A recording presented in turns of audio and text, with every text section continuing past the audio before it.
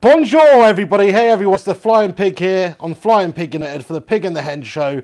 Joined by Henry Hotspur. How's it going, Henry? Hello, good evening to you. Long time no see. It's been a little while. Did we do one last week? Well, I don't know. Where have you been, my friend? Where have you been? I mean, we've missed some key stuff. I mean, there must be people out there that have unsubscribed about this. There must have been. I think Actually, you must be losing. Your subscribers are slipping through your fingers, mate. You haven't been on it at all, mate. I know. I went actually up like 50 subscribers over the Liverpool game and the Sevilla game. Oh, so that's how we do it then. We just don't put videos on. You don't put videos on. That's basically opposition fans just waiting for a video of me, expressing my feelings on Manchester United getting knocked out at the fucking Champions League by Sevilla. And unfortunately it never came, so I apologise for that, everybody, basically, and for the Liverpool game. Of course, we smashed Liverpool. Fuck you, Scousers. Smashed Liverpool up, didn't we? 2-1. Marcus Rashford, thank you very much, son. Have some of that, Jurgen. Back to freaking Stuttgart you go, whatever it is, pal.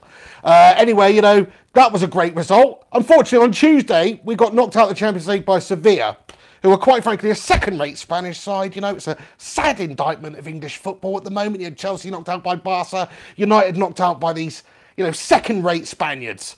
And that's what they are, I think they're like fifth in La Liga. They're not fantastic. It's not like we got knocked out by Atletico or Barca or Real Madrid here. We got knocked out by Sevilla. And it was an absolutely shocking result. And, I wasn't able to do a match reaction for it. Fuck off, mate. See, this is the thing. I sort of deserved this. People were saying, why should I tempt fate in that last video when Spurs got knocked out? And I was sort of having a bit of fun mocking and bantering you, wasn't I? Having a bit of fun You couldn't even show your face, mate. You couldn't even show your face. I was on the phone saying, let's get on the cameras, mate. Come on. United are out.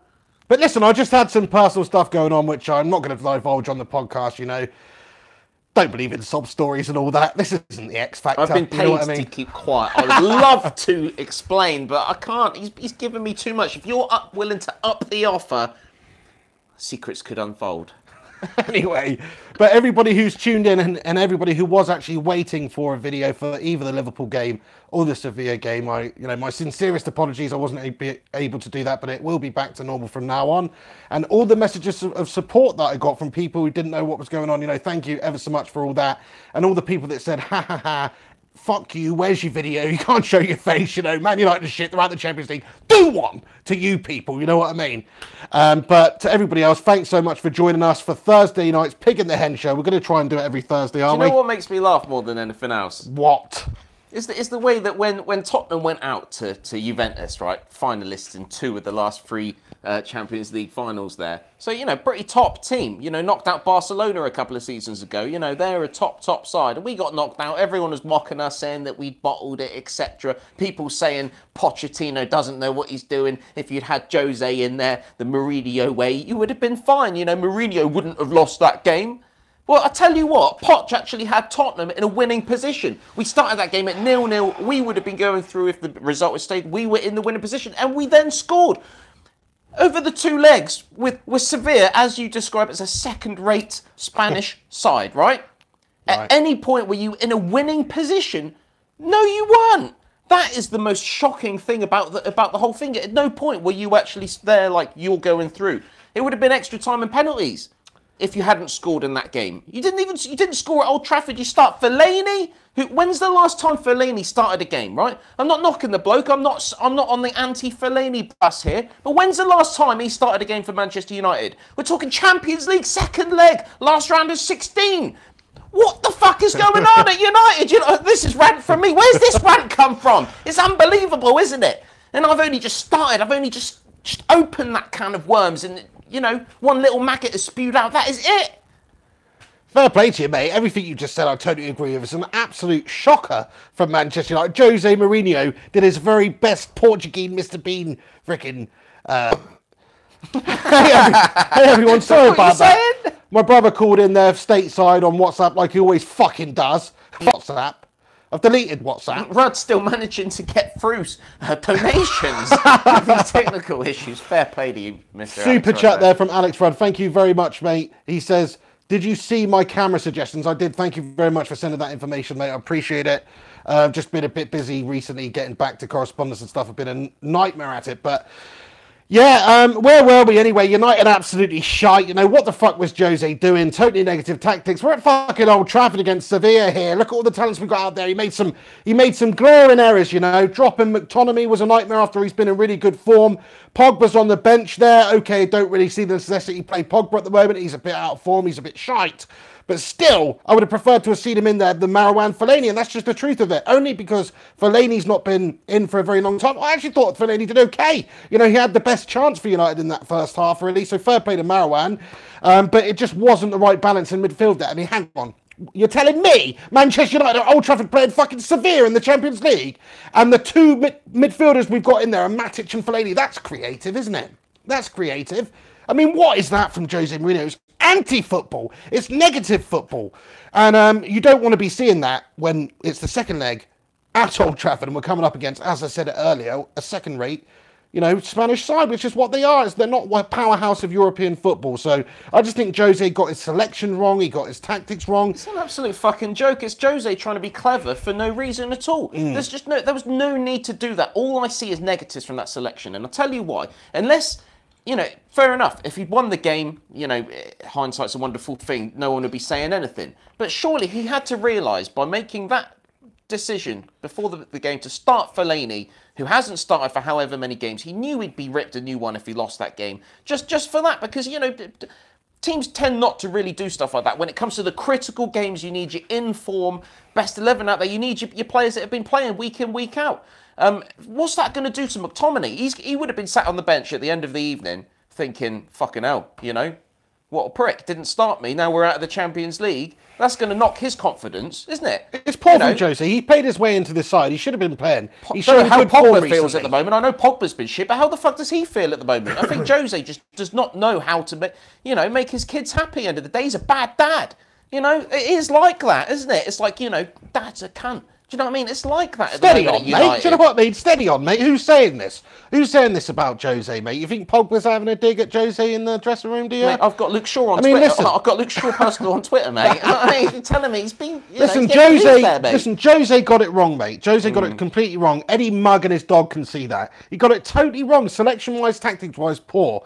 You know, even if you look into, like, playing Alexis Sanchez in behind Lukaku, it's like...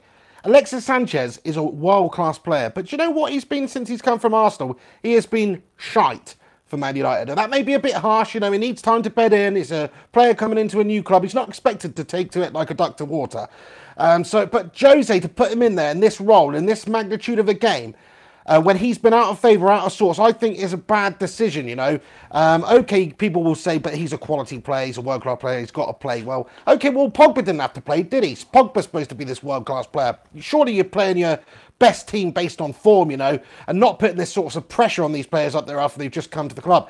I don't know, I think Alexis Sanchez is a quality player, but he shouldn't have been playing that role, shouldn't have been playing in that game.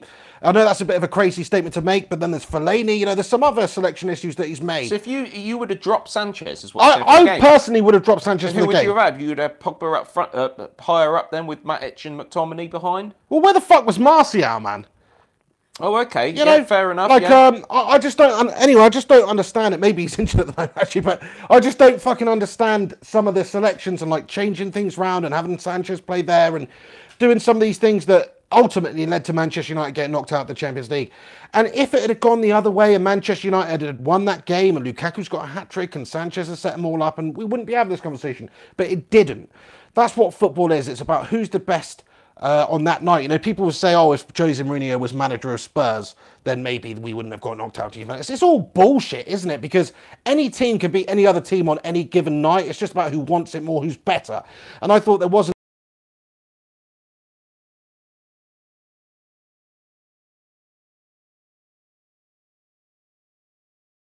You know, there was a couple of moments, and after we went 2-0 down, we actually looked okay. You know, Lukaku surging forward, getting that goal, and then he did some other really good things in the close of that game.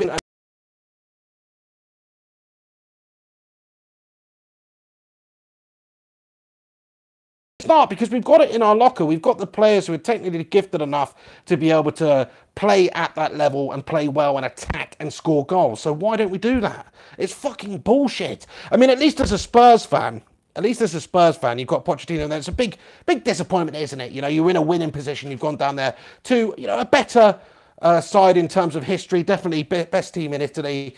But all the while doing that, they've always been attacking. So, you know, and trying to win the game. Whereas at times it didn't even look like we were necessarily doing that. It was just like we were a boxer. With Floyd Mayweather against Conor McGregor, it's like we were just sort of I'll tell you the other difference, mate, is we were bossing that game against Juventus. We were right in the game.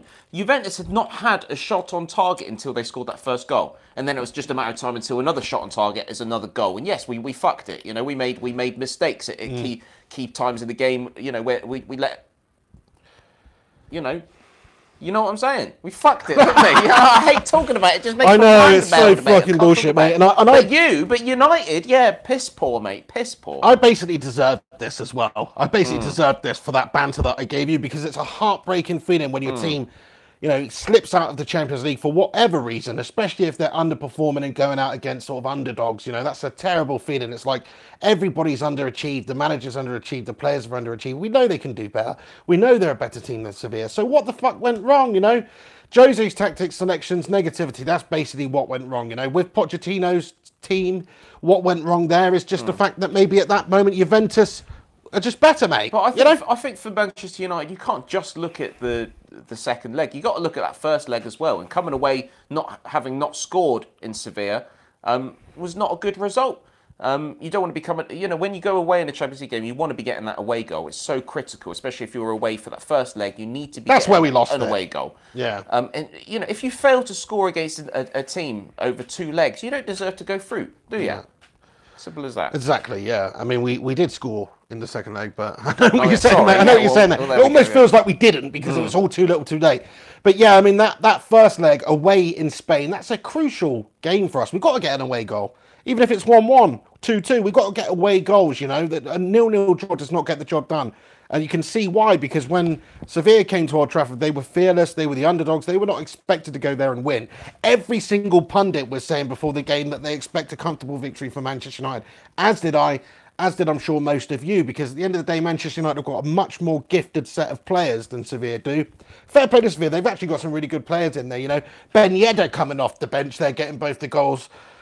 Fair play to him, you know, hero for Sevilla, but it's crazy he didn't start. I think he's had, 8 goals in the Champions League this season or something silly. But some poor defending from United, you know. I was quite impressed with Bailey, actually. You know, he's a breath of fresh air getting back in the side. He did make a couple of errors, but he also made some really crucial Vidic-esque challenges, you know. And I think he's the future of Manchester United's defence. But yeah, I mean, if you're talking about the silver lining for this game, there basically isn't one. It's all negative. It's all bullshit. Anyway, everybody who's tuning into this live podcast, thank you so much for getting involved. Do chuck a like on this video. If you're new around here, subscribe so you can see this beautiful face and this not so beautiful face. No, we're joking, mate. It's all just personal preference, isn't it? I know there's people out there who just love a bit of Henry Hotspur. The eye of the beholder is beauty, isn't it? You know? You what, mate? Beauty is in the eye of the beholder. Yeah, that's right. Yeah, I don't know why you said it in some fucked up sort of, you know, like riddle before, mate. Yoda. But yeah, I mean, that's basically it. So yeah, to cover it, apologies for not being able to do a video for it, and also the Liverpool game. Over the moon about us beating the Scouts. You should seriously have some of that, lads, you know. Jamie Carragher after the game. What a disgrace. What a disgrace on his way home. On to that bit. But yeah, but I just got to say, I've got to say one more time, it's fucking stupid. You beat Liverpool, right? Who were probably, one of the best teams in the Premier League this season, you know, certainly right up there. Your biggest rivals, arguably. So, you know, why change your winning side? Don't change your winning team. Yeah, I mean, he obviously felt that Fellaini could bring something to the game, but I don't know what. He obviously felt that, you know. McTominay, he's young, it's a high-pressure game, you know, but if you're going to allow these players to flourish, spread their wings, and leave the nest, or fly, you know, be able to soar like an eagle, then you have to give them these opportunities and put them in these pressure cookers and see how they handle it. And even if they don't handle it, they should hopefully come out the other side a better player. Well, I think it was just the magnitude of that game. From Jose Mourinho's perspective, he thought maybe McTominay's just not ready for this right now. And Fellaini's, you know, he's an experienced international player. He's been there at the reasonably top level for years doing it. He's represented Manchester United for a couple of years, you know, in European competition. He's more experienced, isn't he? So I think that's what Jose was heading for. But of course, the midfield, it just lacked that creativity, it lacked that dynamism. It's too negative. So negative. It's just fucking shit, isn't it? It's absolutely underwhelming, overcautious shite. You know, you set up like you had Barcelona on you last night. I don't know if we did, ago. though, mate. I know what you're saying. It's a negative midfield selection, right? Matic and Fellaini, that's poor. But look at the players in front of them, right, who started that game. Lukaku up top there, Rashford out wide, Alexis Sanchez in behind. Was it Lingard? It's like, you know, that is not a negative sort of lineup. It's just that the fact that the midfield is lacking the creativity. You need a defensive presence in midfield, absolutely, but you also need a creative presence. We didn't have that. We had the Belgium Zinedine Zidane, you know, Fellaini in there, who's basically just an immobile tree in the centre of the park there. And he did have a chance in the first half, and he wasn't absolutely terrible, but he's not Zinedine Zidane. He's not going to create much for your team. He's good to have up there to lump the ball up to and bring others into play and all that stuff. But when you're at home against Sevilla, you need to be playing with a lot more intent, a lot more, you know, attacking verve, and we just didn't do that. The other issue I have with United's selection this season is that there have been at times where Jose started teams where you've got players playing together that just haven't actually featured together basically at all beforehand. Like the other night, how many times has Rashford and Alexis Sanchez played in the same team? Yeah, not very many. I think that may even be the first game where they've started together, or did they start together, for the previous game? I don't know, but yeah, you might be right. Certainly in those positions, I think. You know, when it comes to Champions League, you saw how Juventus beat Tottenham. You know, that team know each other inside out. You know, Buffon knows when Chiellini farts. You know, it's literally like that by the smell of it. He knows it. You know, he's marked his territory. You know, gross. That's gross. You know, but it's that level of understanding.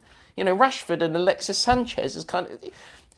You can't even imagine them together in a lift, can you? It'd be fucking awkward. Hello, I'm Alexis Sanchez. Hello, mate, I'm Marcus Rashford. It's kind of like, do you know what I mean? No, you're right, maybe lacking in a bit of chemistry there, 100%. I mean, it's just, you know, Sevilla are not a side that Manchester United should be going out the cup to, but just not. So it's just a complete calamity from Manchester United's point of view. You know, a lot of people were very furious with Jose Mourinho after this game, and I, for one, understand it. You know, but what I was going to say is, it's almost like Jose Mourinho is much better against the bigger teams in terms of, because he can play his negative defensive style, soak up pressure, spin it back out, hit on the counter very quick. United's side, the selection for that game was set up to counter-attack with the pace we had up top there, right? And then feeding Lukaku, of course. So we're set up to do that. But what we're not so good at, certainly at least in Jose Mourinho's teams, is actually just being able to create and dominate and break down lesser sides. And I'm not necessarily saying Sevilla are that much of a lesser side, but they are. It's just the fact that we find it difficult to actually go and attack teams. You know, we're good at defending against teams, parking the bus against teams, counter-attacking against teams. We're good at that, as you would expect any Jose Mourinho side to be. But we're not actually good at just going there and dicking them 4-0, which is what we need to do, you know? So it's sad times for United. It's another Champions League disappointment for us to add to what is generally turning into a bit of a disappointment of a season. You know, okay, we're still in the Champions League spots.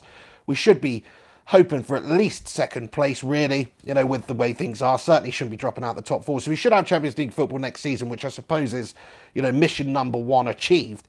Well, actually, no, that's mission number two. Mission number one is challenge for the Premier League, which we have failed on by a huge margin. Man City running away with it. So all we've got left to play for is the FA Cup. And if we win that and get Champions League football, that's an okay season. It's not the best considering our City rivals have dominated the league, made us look a bit silly in terms of the points difference and all that sort of thing. But it is a great show of sort of ambition from Manchester United fans that we're not happy with that. You know, Spurs fans, Champions League quarterfinal knocked out to Juventus. Oh, you know, Juventus are a great team. You know, oh, we're going to get top four. You know, they're happy with that. Manchester United are not happy unless we are winning things. And that's a mentality that's been bred from success, which is something that you don't necessarily know much about, but I'm sure you can appreciate. The way I see Mourinho at the moment, he's got a load of guns. He's got the safety on. You know, he's got like the best fuck off machine gun you could ever imagine, and he just refuses to use it. He's like guns out or something. Do you know what I mean? Because it's like, mate, you've got like Alex Rudd, a little comment there earlier saying that Alexis Sanchez is not a park the bus type of player. I mean, that might be an exaggeration, park the bus football, I don't know, you know, but he's right. He's probably right with that. 100%. You don't, it's like you've got these eagles in your team, yeah, to use another eagle bird reference, right? And they've got this amazing wingspan. Let's use condors as well. Let's say condors because they're quick as fuck, right? Isn't that a plane? Yeah, it is, but it's based on a bird, mate. Come on. Yes, it is, mate. I didn't know. So Isn't that a ferry? A condor's one of those big fucking. Don't we have condor ferries locally as well? We do, mate. Yes, but So come on, where do you think these things Why get the the fuck name have from? they named a boat after a bird then? Where do you think they get the names from, mate? You know, they use things. Yeah, but a boat, they should use like a fucking, water creature, fish. Will you let me finish my analogy, mate, after your fucking shitty machine gun analogy? Will you let me finish my fucking analogy, okay? So Manchester United are like an eagle that's had its wings clipped, or it's an eagle that's had its wing lassoed, or lashed. So they can't quite reach that full wingspan, that potential to be able to fly and soar quick enough. No, they're fucking not, mate. That is it. Guardiola, spread their wings. Crystal Palace, isn't it? Crystal Palace. But anyway, Fox City, and just what I was trying to say is the players out there, they're some of the best players around. They're so technically gifted, but they are shackled by Jose Mourinho's negative tactics. They are. They're absolutely shackled by it. You've got all these attacking players, Rashford, Sanchez, Lukaku, Lingard, Pogba. And he's trying to make them more defensive. He obviously, we need to be defensive. Good teams are built on defence, but they're also built on being able to score more goals than the other team. And at the moment, Manchester United are not doing that in enough of a convincing way, especially in the big games when we come up against, good opposition. How about this analogy, right? You've got to serve food to the Queen, and you've got Gordon Ramsay there, and you've got Jamie Oliver, and you ask them to make beans on toast because you're thinking that's the safe option. They're not going to fuck that. But it just ain't good enough against the Seville chefs. It's kind of like that, isn't it? No, it's not like that at all, mate. Why the fuck would you have Gordon Ramsay and Jamie Oliver make you beans on fucking toast? Because that's what it's like. You've got Alexis Sanchez, you've got Marcus Rashford, you've got Jesse Lingard, you've got these attacking players, but you're just not asking them to play football. I see what you mean. That is the problem. I see what you mean. Jose is not asking his amazing football players. I misunderstood what you meant there, mate. Yeah, no, I get that. It is kind of like doing that. Yeah, you've got a Michelin star chef in Ramsey, and he's making freaking Heinz on toast. I think that's what's happening. Egg and soldiers. And it just don't cut it for Champions League trophies, does it? It doesn't. So that's a good analogy, mate. I'll let you have that one. Better than your shitty machine gun one with the safety on. I sort of like that one as well. Maybe if you'd have said a machine gun, but it's got blank ammunition in there or something, that would have been more appropriate. It's open to interpretation. That's what I like. That's how we get people thinking. You know what I'm saying? There you go. But I mean, I feel sorry for Alexis Sanchez because obviously people were saying a lot about him. They're saying he's been poor since he's come to United, which he has. But it's always difficult betting into a new team, especially a new team which is struggling. We are struggling to try and find our identity as a team. That's the problem with Man United at the moment under Jose Mourinho. The team is struggling to find out, they're trying to work out this chemistry. They're trying to find out who's best where. And when you've got a manager who does like to disrupt that flow sometimes by dropping people unexpectedly and putting players in there unexpectedly, I mean, that can cause all sorts of issues with the team dynamic, with the team cohesion, chemistry, all that sort of stuff. And that was on display against Sevilla, We managed to soak up Liverpool, beat them well, and then we lose to Sevilla in a game that we should be winning. I mean, that's basically sums up United's season. We've been too inconsistent from the off. Some games we have been really good, but other games we've been so poor. Basically, Paul Pogba syndrome. That's what we've had this season at United. All right, are we done with that game then? I think I'm done with that game, mate. I'm trying to wash my hands with it. It's sickening to think about. United are no longer in the Champions League. We've pissed it up the wall. Down to Jose's negativity, then. basically. So performance-wise, Liverpool. Did you watch the Liverpool game? I did, yeah. Yeah? I mean, was it a completely different game? To Obviously, what, Liverpool. Would you say Liverpool played very different? You can't really compare a game with a game, can you? In that respect, no. But obviously, Manchester United performed a heck of a lot better. But I think that is the nature of that game. We were rolled up for it. Were you good against Liverpool? Yes, we were. We were very good against Liverpool. That's the thing. Jose got his tactics right in that game. You've got to hit Liverpool on the counter. They're going to attack and attack and attack, and they leave holes at the back and they expose themselves. And we were able to capitalise on that. Not only that, his selection of Marcus Rashford, which was out of the blue, worked tremendously in that game. And you can always say, a selection is only as good as how they actually perform after the game. You think about it, if Fellaini scored a hat-trick, we'd be going, what a fucking genius Jose is. When he put Rashford in against that Liverpool team, out of the blue, you'd have to say, and he performed and he scored those 2 goals, you were saying Jose's a genius for doing that because he's got this player here who's hungry, who hasn't featured for a while, and he's bunged him in there in the biggest game of the season, pretty much, one of the biggest games of the season, and he's allowed him, he's cut the shackles off the wings and he's allowed him to fly. And Rashford in that game was absolutely unbelievable. But yeah, in the next game, I just don't think we were allowed that freedom from the manager. We've got those players who are so capable of attacking and cutting up defences, but they just didn't get enough opportunities. And I think it's all down to the negativity, the pivotal point in midfield, Matic and Fellaini letting us down. I mean, if as an England fan, I do not want to see players like Marcus Rashford, Jesse Lingard. I don't think Lingard so much, but certainly someone like Rashford. I worry that Mourinho, the way that Mourinho is, it's not going to be good for Rashford's development. Surely what you want, young England talent like that can bang in 2 goals against a team like Liverpool, who's a fantastic talent. You want to see him being played week in, week out. And if that isn't at Manchester United, then surely it's got to be somewhere else. Surely that is better for the player in the long run. Rather than being this bit part player with his position being changed around all the time. I don't give a shit from England's point of view, I know you don't care because you're United and United England comes before England for you.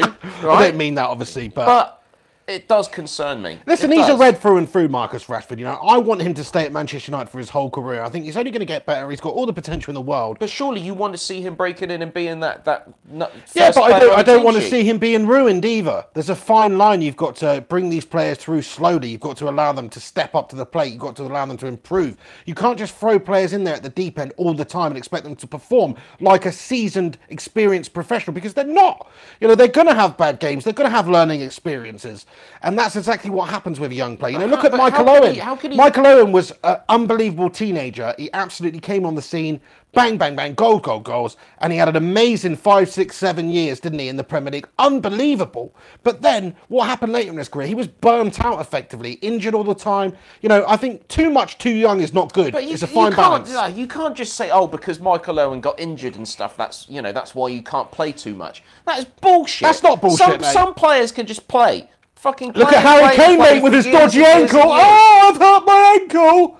Why is that? He's playing too much. He's fucking playing too much because Spurs are a small club. They have to put so much emphasis and you know, expectation on a young lad's shoulders because they're shy. Listen, if Harry Kane had come through the ranks at Manchester United, he might not be the player that he is now. That is what I'm telling you. A player like Marcus Rashford needs to be playing week in, week out. As soon as Kane was put in that team, he took his chance and he didn't look back, right? And in a way, Rashford has done the same. He was scoring the goals. He came into the team. He was an absolute sensation. But he just hasn't featured week in, week out. He hasn't.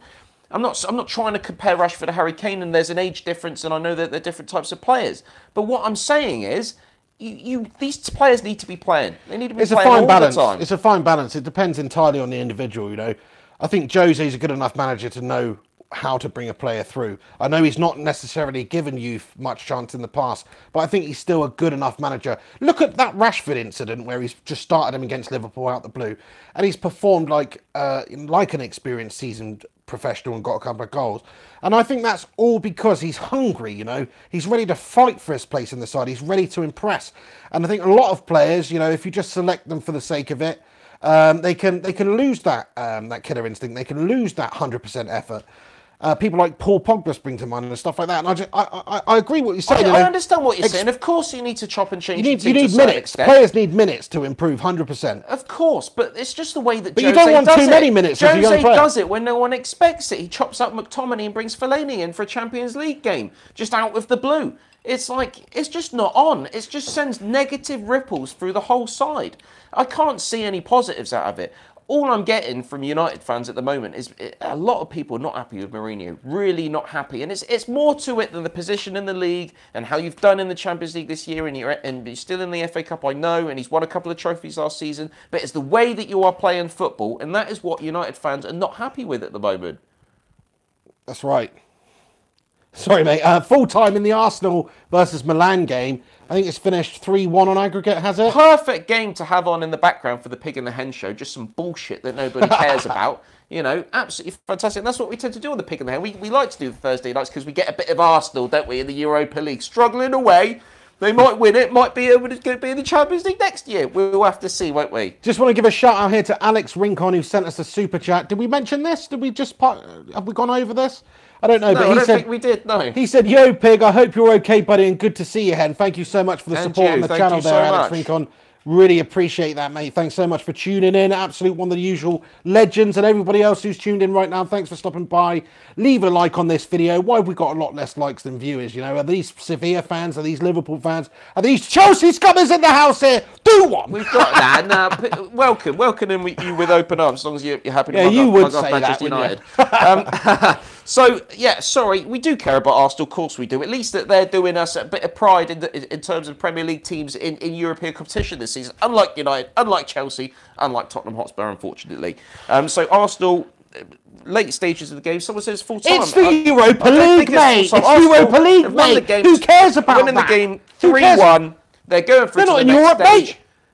They're in the second Europe League. It's called the Europa League. Of course, it's fucking Europe. Listen, they're not in the primary European competition. Yes, Nobody but if gives they a fuck win the about trophy, that. then they'll be in They're the not going to win the next trophy, season, mate. They're bang average. How are they going to win anything? I don't know why I'm sticking up for Arsenal fans here, but you know it's still important to them. No, but you're saying like they're fighting on the same front. I know how it feels to be in that Europa League. It hurts. I know. And I could feel how it feels. Well, so did we. We went on to win it, didn't we? But what I'm saying is, it's the secondary competition. To say that at this stage, United are out and Spurs are out, they've still achieved much more than Arsenal at this stage. I'm sorry, they're in the Europa League. So, you know, but fair play to them. They beat Milan. Milan are shite. We've got the quarter-finalists now of the Champions League. Obviously, we quickly need to talk about last night's game. Chelsea. From what I saw of the game, they were trying to get a goal back, you know, and every time they went behind, they were kind of trying to put a bit of pressure on, and then Messi just turns up again, either scores a goal or sets someone up. Dembele gets his first ever goal, debut goal for Barcelona, and literally Messi just gives it to him on the plate. Messi scores the first goal and the last goal. It was basically Messi against Chelsea last night to a certain extent. He is the difference. If they didn't have Messi, I think Chelsea could have had a chance. It's literally like that. He is that instrumentally sick. He is that good. Yeah, you're talking about a genius. You know, certainly one of the most intelligent players in world football. Probably the best, along with Cristiano Ronaldo, player in the world who can just change a game in a moment. So yeah, that's what you saw in the game last night. It was just the fact that they had that it factor in Lionel Messi. He is one of the very best players around. It's ridiculous. You could put him in any other big top team and he's going to have that sort of an impact as well. You literally just turn around for 2 seconds just to speak to your missus or go make a cup of tea or something, and it's Messi scored, isn't it? Fuck, missed that. Do you know what I mean? Not surprised though, isn't it? I know, he's quality. But yeah, Chelsea knocked out. It's kind of sad for English football. I was actually thinking this year, it's like so funny what difference a week makes. I was thinking this year, do you know what? English teams are really doing us proud in the Champions League. We've got Spurs there who have stepped up a level. They're playing Juventus. They've gone to Turin there and got 2 goals, in the second half there. Come back. Great stuff, Spurs. Nice one. Chelsea up against Barcelona. Historically, they have managed to beat Barcelona before. So I was hopeful for them, even though it's Chelsea, but at the end of the day, it's an English team. And then, of course, Manchester United and the Scousers, yeah? Now, we've gone out, Chelsea have gone out, Spurs have gone out. Oh, City, those wankers are still lurking about the gaff as well. So, and they could go on to win it with...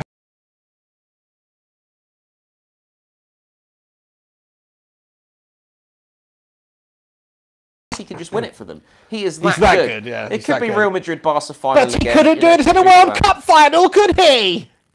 Could he? Well, he might do. He can't do it for the Argentina national team, can he? And he might do it this year. He might do. Maybe, but he pulled them through to a final, though, didn't he? Yeah, he's a heck of a player, to be fair. And Argentina have got players lacking in certain areas. The defence is very slow. I'm surprised Conte's still there. I'm surprised he hasn't been sacked today. Because Chelsea are that sort of club, aren't they? They don't put up with someone that's not really performing. Champions last season, 5th in the Premier League now, out of the Champions League, still in the FA Cup. Maybe he's got to win that, hasn't he? But he's got one leg out the door. I think he's happy to go. He doesn't really want to be there anymore. He's won the Premier League there, and I don't think he's lost too much face, but it's just not working for him at Chelsea, is it? Well, maybe Roman Abramovich is going to make a little call to Putin, get some of his chemical experts in. Do you know what I mean? Get some nerve agent in for Conte. Jesus. It's all right. I've got some, mate, if you need it. Crikey, where'd you get that from? My mate down in Salisbury. We ain't far from there, by the way. It's close to us. That nerve agent attack. No, my mate bottled some up. Dude, I don't know if you should be saying stuff like this on the podcast. I still got it on my hands, mate. Crikey. Why can't we talk about nerve agents? Well, you're sort of implying that you're into sort of chemical warfare, mate. Oh, shit, and you've got bottles of chemicals lying about that. Especially with this ISIS beard I've got on the go, I could be getting looked at, couldn't I? Yeah, I'd probably not do that, mate. But of course, just for the record, he's just joking around, of course. But yeah, that's totally messed up. Slightly connected to football, actually, because there's talk of England pulling out or boycotting the World Cup this summer because of this whole incident. This Russia, killing spies off in Salisbury's Salisbury. literally down the road from us. It's not down the road from us, not mate. far. It's like an hour and 20 minutes, mate. It's not fucking down the road. This stuff can blow over, isn't it? Yeah. Don't know about Isn't that like fallout or what they call it? Isn't that like VX gas or something, mate? That does that explodes in the atmosphere. You've been watching The Rock with Nicolas Cage? Great film. Sean Connery. Anyway, but England potentially boycotting the World Cup in Russia, that's just absolutely outrageous, isn't it? Imagine if we did that. Gareth Southgate, luckiest man in the world if he doesn't have to go and manage at a World Cup, doesn't have to deal with the disappointment of failing the nation. Have to get that back out and put it back on his head, will he? That's it, yeah. But I, for one, hope that, of course, England do go to Russia and compete in the World Cup because we want to see the lads represent We're going us. to go, aren't we? Of course we're going to go. Surely we got to go, you know? There'd be an absolute outcry if we didn't go because of some political Don't think we're going to be very well received, though, mate, personally. That's from the government point of view and from the fans' point of view. Russian fans, let's just say, they're not necessarily the most cuddly of fans, are they? They do sort of like to come up to you with a GoPro on and smash you in the face 3 times and then post it on the internet. So, there's a good chance that that's going to happen on quite a grand scale in Russia. When you bear in mind all these Russian hooligans, where do they live? Oh, yeah, they live in Russia. They're militant. They train in the woods. They're basically a military operation. And they I wish we could get enough donations. If we'd go there, you'd have a pig costume, I'd have a head costume or whatever, or just wear the big things on our heads, do you know what I mean? And just walking through Russia and that, see if we survive. I'd go, mate. I would go. Brilliant, isn't it? Video it, go and speak to Russians on the streets and that. It's like, what's up, son? It's the pig and the hen. You know what I mean? See how they reacted. You are sort of dicing with a dangerous situation, though, with things, given the current geopolitical climate, But it would still be awesome to go to a World Cup and go and watch England play or anybody playing a World Cup. I love the World Cup. When the World Cup's on, I pretty much watch any game, Ghana versus New Zealand. I would be watching that shit. Oh, yeah. So, I would love to go and actually see a World Cup firsthand. I didn't go and see any games. The last time there was a major love a bit of Winston Reid in in England during Euro '96. I was only about 7 or 8 years old then, so wasn't able to go see games there. So, and I haven't obviously been abroad on a football holiday like that. So it would be awesome to go do that. Very much so. But yeah, England may not be there. That's basically the long and short of it. Gareth Southgate apparently has said that it's out of his control. It's down to the government, I guess, who's going to make this decision. Given the current political climate between the two countries, there's a small possibility that England won't be playing the World Cup. I'm just saying that. So we won't actually have the bit of disappointment of getting knocked out and underperforming. So that's a bonus. There's a Brucey bonus for you. Champions League winners for you. There was a question there, just quickly. Let's get it from you now before the quarterfinals draw is announced. So who's it going to be for you? One team. Real Madrid. Real Madrid. Real Madrid. Well, I'll go Barca. Fair enough. It's like a FIFA game, isn't it? What team do you want to be? They're doing better in the league, but you can't deny the fact that Cristiano Ronaldo's another one of those players who can make anything happen. Of course, if you look over the last few seasons, Real Madrid have been very, very successful in that tournament. Plus, I think it adds an extra element to it when maybe La Liga's lost for them, I don't actually know how many points they are behind Barcelona in La Liga, but there's certainly a considerable margin behind. And Real Madrid will have even more reason to go out there in and win the Champions League. So I think that adds a little bit of extra motivation to the players. Not that they really need it. They've been there, done that, all that sort of thing, and they love winning. But yeah, bearing in mind that they are a little bit behind in La Liga, gives them all the more reason to do it, doesn't it? Very much so. So something I did want to talk about is going back to Jamie Carragher and what happened after that game. Okay, Dirty Scouser. The gist of it I've got right. Dirty Scouser. He's in his car. Okay, we can only speculate as to what happened before the what you see from the video, and I'm sure you've seen the video. But you've got to imagine that he's probably being antagonised by this fan, probably a United fan, just giving him some of that. And obviously Jamie Carragher has started to get angry back, I'd imagine. Fans thought, right, I'm going to film this guy, might be able to get something here. And Jamie's reacted like that, and he spat at him, which you can never, doesn't matter what's happened, he shouldn't be doing that, should he? Oh, it's disgusting, mate. But I heard it slightly differently. I heard it was like 4 fans have been winding him up beforehand, 4 different cars. No. That's what Jamie Carragher said. He said Oh, that really? 4 other fans previously had been winding him up, and that was Yeah, but what's basically that the got last to do straw. with him? Because that guy, you can tell that guy comes up to him and he's like 2-1, 2-1. He's not exactly saying, "Oh, your mum's a So what freaking you're saying slag," is is Jamie he? Carragher's been blaming the fact that other people were winding That's him up. right, he's Well, that's reached got the nothing to tipping do with the point. person that he spat at, though, is Totally it? agree, totally agree. And if you So that listen to the doesn't video, condone it, does it? it obviously seems like a bit of a surprise. All this guy's saying is 2-1, 2-1.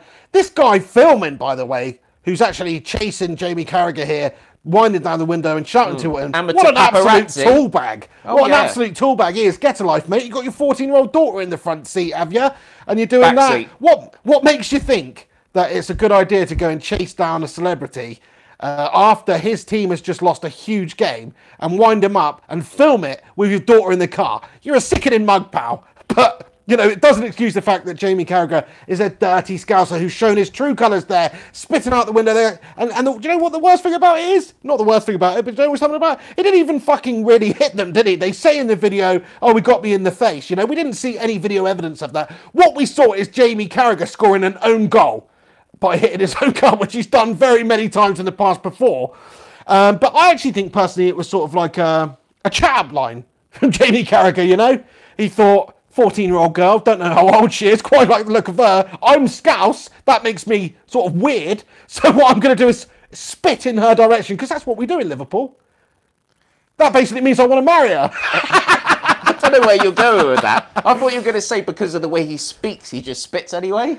No, he does do that, but what I'm saying... Liverpool. G'day, Smith. My name's Jamie Carragher. I'm going to fucking spit down the side of my car now. Oh, spat down my fucking car, mate. Stephen Gerrard. But anyway, yeah, Alex Rudd says Carragher likes girls. Confirmed. You know, I'm not calling him a paedophile. I'm just saying he's from Liverpool. But no, the guy driving the car, he should be in trouble with the police, you know, because you can't be filming when you're driving along. Otherwise, I'd be doing it. I'd be doing the pig and the hen show whilst driving along, going, "Hiya guys, I'm driving. Check me out." But I don't do that. Yeah, but then You he'd shouldn't have be to doing admit yeah. that he was the one holding the phone, right? Wouldn't he? Who was holding the phone? That's then? what I mean. So He you could think just the daughter say. might have been He holding could the just phone say then? my daughter was holding the phone, or somebody in the back seat was holding the phone. Surely, They unless could there's easily video prove evidence. it though, couldn't they? From the position of the phone as to Maybe. the position of Maybe. whoever's holding Who's the phone. to say you're not sat in the back seat going like this though? You could make a case for it. Unless there's video evidence of him holding a phone, I don't see how they could prosecute him. But there you go. Maybe they can. Carragher could say that he was trying to spit in the direction of the phone holder as evidence for the police. Yeah. Maybe that could be his excuse. But I mean, he's been suspended from Sky Sports for the remainder of the season. He probably will get his job back. I think he's a good pundit, you know, at the end of the day on there, I think he analysing is, football. but- He's a dirty scouse, and I personally don't like his we fucking are in this accent. culture in this country, aren't we, where someone is a celebrity, someone in the limelight does something wrong, we all jump on it, and that person gets sacked. And, you know, maybe sometimes there needs to be a little bit of forgiveness. With Jamie Carragher, it's a difficult one, because spitting is grotesque. Me, personally, doesn't matter how much I was getting wound up, I just can't imagine spitting at someone. I just, you know, I might mouth off it, I might swear at him a little bit, you know, so I rank, isn't can't it? really imagine spitting. I don't have the ability to really get a good hock up or anything, you know? I don't think he hocked up, mate. Although if you actually look at the spit, shitload of spit he's got in there. Did he just rinse it out with some freaking mouthwash or something? There was a lot of liquid going on there. I think it boils down to the fact that he's from Liverpool, which makes him scouse, which makes him talk like this, which makes him accumulate lots of saliva in his fucking mouth, mate. I fucking reckon that's what it is, mate. Because if you look at the trajectory and the amount of fucking volume of liquid that came out of his fucking mouth, it was absolutely out of this the fact that world. footballers are always spitting all the time on the football pitch, and after years of that spitting, he's a good. You know, they must all be good spitters, footballers. That's it, yeah. You know, Good at clearing the old nostril. Save that. Save those skills that you've got for the pitch. You know what I mean? Not against other players either. Yeah. No, I totally agree. He's a dirty scouse scally, and he's shown his true colours there. But do you think he should be sacked? Or do you think I he should don't be know. forgiven? You think he should be forgiven? I don't know. I'm erring on that side, even though he's a scouser and I don't necessarily like him. I think he's good at his job. And if it was me and I was out on the in public and somebody was goading me, I wouldn't spit at him in the first place. But say I did, I'm not losing my fucking job, am I? But he is in the public eye. He is representing a company, which is Sky, and you can see from their point of view why they would maybe sack him. But I don't think they should. I think a suspension is probably the right with thing. you. I mean, I feel he should be sorry for the sacked. guy. I think he's made a mistake. yes, we should look to forgive people. But I think in terms of him working for Sky Sports and him supposed to be representing Sky and having done that, regardless of the circumstance, he should lose his job. That's how I feel. Jamie Carragher, let's be honest, you know, he's a talented individual, you know, in terms of what he's done on the football pitch. There's still plenty of things he could do. He could go get a job on BT Sport, whatever it is, or maybe they wouldn't want him. But, you know, he could start working on TV. Maybe he should dedicate a whole documentary to how spitting in society is incorrect. You know, stuff like that. Fuck it. I don't think he should be working for Sky. If I got a job for Sky, God forbid, but I don't, you know, if I was one day working for Sky Sports as a pundit, if I did that, I'd expect to get the chop. Exactly. You wouldn't be going around handling yourself in public like that, would you? If you're Jamie Carragher, if you're a representative for Sky Sports out there, he's lost it. He had that as a player. He's a dirty, nasty little scouse player, and he's obviously taken that over into his professional life and his general life. He's not going to die. He's not going to prison or anything, but losing his job is the correct punishment. To suspend him until the end of the season. So what? He could go and join West Ham and have a little holiday in America or something until the end of the season, back at Sky Sports. Everyone's forgotten about it next season. That's basically what it is, yeah. Do you know what I mean? No, he's got Sky Sports obviously don't want to sack him, mate. Otherwise, they would have sacked him by now. They suspended him to see how the public reacts. Yeah. And if the public reacts very negatively, they'll probably will sack him come the end of the season. And he'll have to go get a job over in Dubai or wherever it is for being sports with the rest of the outlaws. You know, Richard Keys and Andy Gray over there, aren't they? The rejects, basically the controversial people who've been kicked out of Sky. Who do you think's worse, though, right? Carragher, Richard Keys for his "Did you smash her" incident, or Andy Gray for his that sexist incident with the lineswoman? Which is worse? Which is worse? That's what I want to know. Get your comments in below. Who's worse? Richard Keys' incident, Andy Gray's incident, or Jamie Carragher's dirty, filthy spitting incident? Let me know below. I personally think the Andy Gray one, maybe this paints me as a sexist, but I think that was reasonably harmless, and he shouldn't really have been sacked for that. That's a suspension, that one. But he got fucking sacked. So if he's getting sacked, then surely Carragher's got to get sacked. The interesting things with Andy Gray and Richard Keys, right, is everything that they did wrong, did they know that anyone would find out? Or was it just chat between them? I think some of the stuff that was going on, I think there was some female presenters that had come out and said, oh yeah, he was, you know, some of the stuff he said was incorrect and he treated the way that we were treated, you know, in the workplace was wrong, and that stuff's absolutely wrong.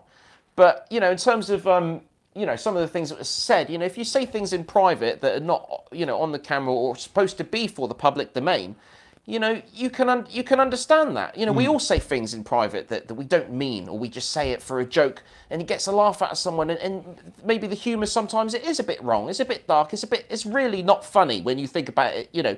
When you look at the bigger picture, it's really not a funny thing. But at the time, you and your mate or whatever, you say something to each other and you have a bit of a chuckle about it, even though you know you shouldn't. That's just human nature, right? So to say something that when you're not on camera, you know, you're not live, you don't know anyone's recording you or anything, you know, people say what they say. It's freedom of speech, end of the day, right? Freedom of speech. But when you are in the public, so if Jamie Carragher, for instance, he has done that in real life to someone else. You know, you can't do that. You cannot do that. Andy Gray and Richard Keys, the downfall of them should have been, you know, if they had done, you know, if they'd been saying inappropriate things or touching women or whatever it is, or doing inappropriate things, then of course they got to go. Nobody's saying they were touching women or doing inappropriate things. I think they did, though. I think that was the background of it. No, something about Andy Gray. I think Andy Gray said something along the lines of, "Do women know anything about football?" And you know, she's pretty fit though. Basically, something like that. Okay. Very sexist, very old school. You know, 20 years ago, nobody had batted an eyelid, but because it's this new modern snowflake society, everybody takes offence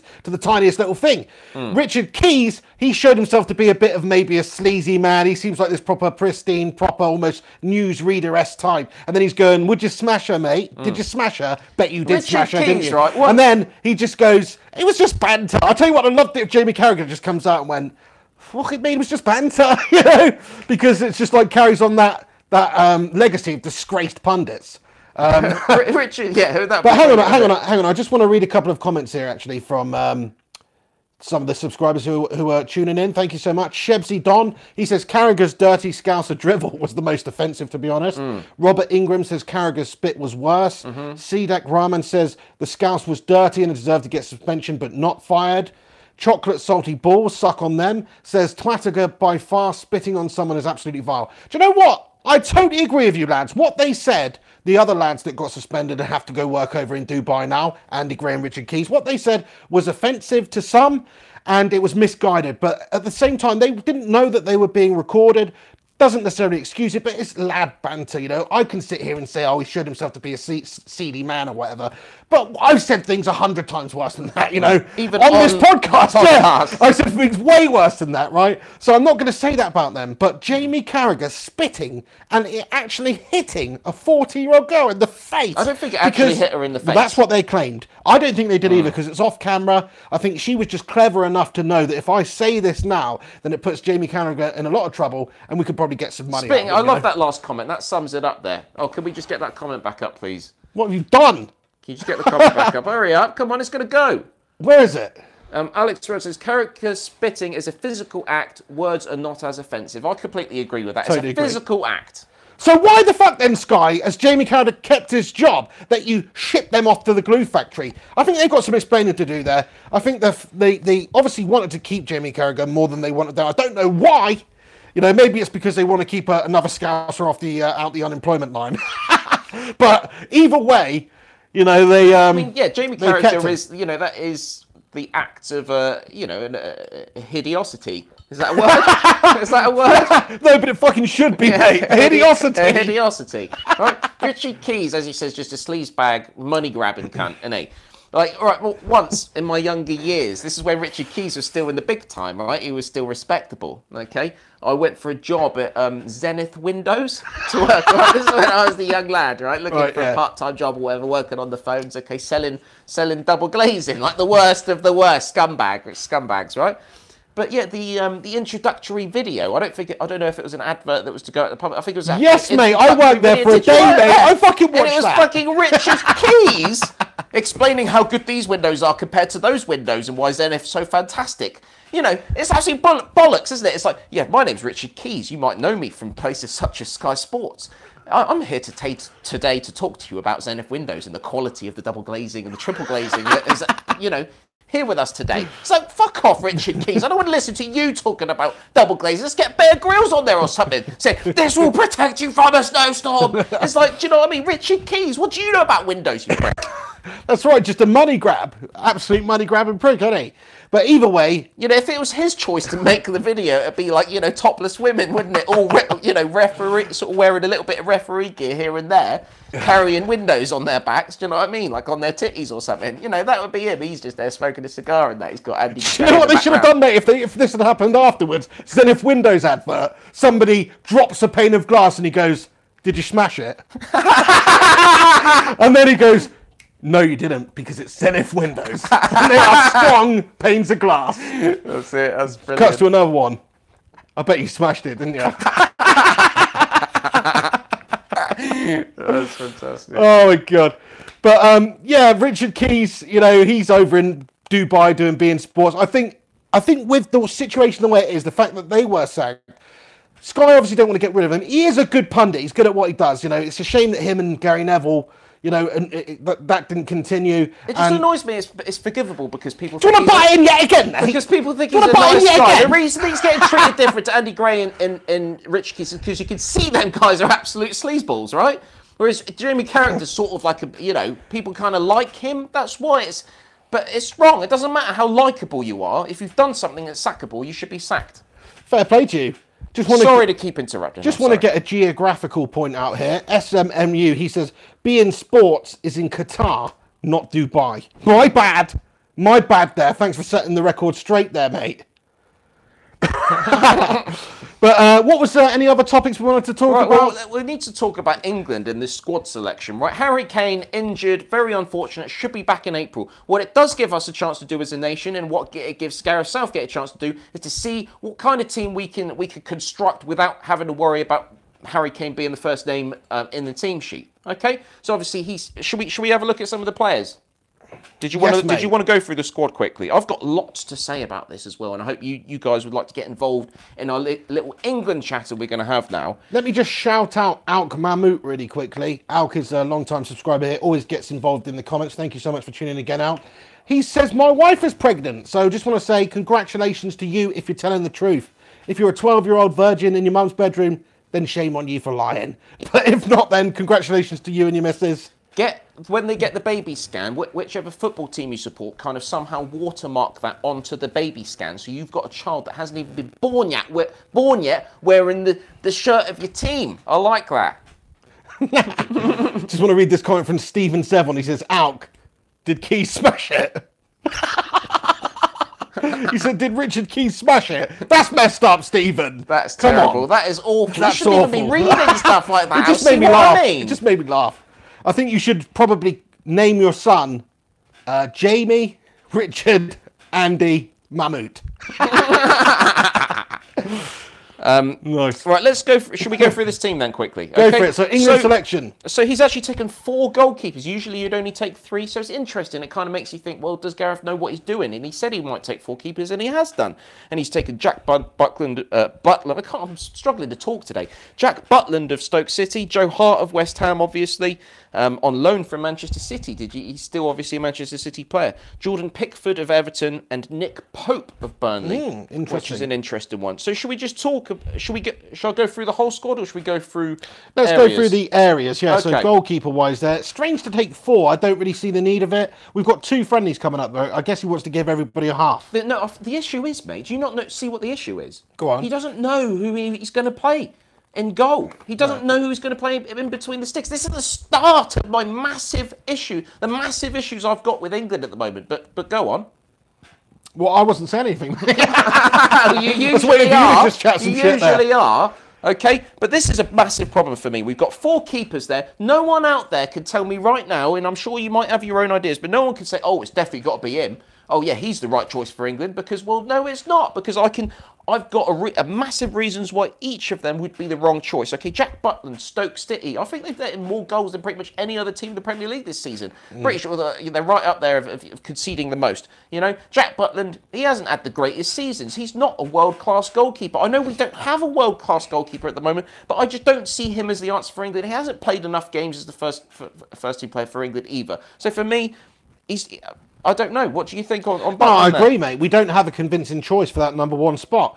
If you're going on experience, then Joe Hart. But look at what's happened since Pep still came backing in. Joe No, Hart? I'm not necessarily backing Joe Hart because I think he's been quite poor recently as well, and he's not really featured. And you've got to be playing at the end of the day. If you're going to get in the England team, you can't just choose someone who can't even get into West Ham's fucking team, you know. And he's not been consistent enough. There was a point previously in the past where he was a very good keeper. He really was. And me personally, out of the choices, I know you hate it when I say this, and nobody agrees with me at all, but he's probably the one I'd choose because I think Pickford, Butland, you know, they're too much of a wild card. Yes, they could come into a major tournament and be brilliant, or they could just buckle under the pressure a la Rob Green, and then we're stitched up again, you know, whereas at least Joe Hart has some experience in those competitions, and when he has played in those competitions, he's actually always done okay. So that's the only reason we don't have a world-class player. We don't have a shoe-in who we all go, yeah, David Seaman, you know?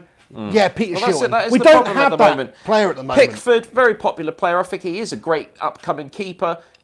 Everton, it's been difficult at times for him this season at Everton. You know, I don't think he's had such an impressive season as he did previously for Sunderland, wasn't it, that he came from and just was a fantastic keeper, wasn't it? So you can't just go with Pickford, okay? And the other keeper that he's brought is obviously Nick Pope, who wasn't the first choice keeper at Burnley, but he has been because of an injury to who's Burnley's first choice again?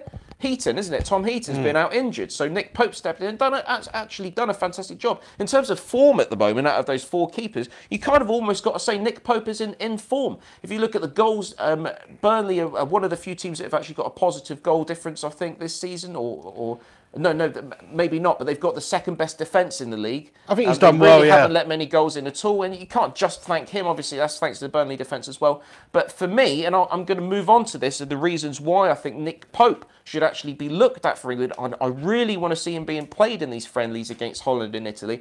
I really want to see what he can do. And I'm going to tell you the other thing that I would actually suggest doing for the defence of England. But unfortunately, Southgate has missed a player. He's missed the mark because there's a player that I think should be there from the selections and the look of the team at the moment. I'm going to move on to that.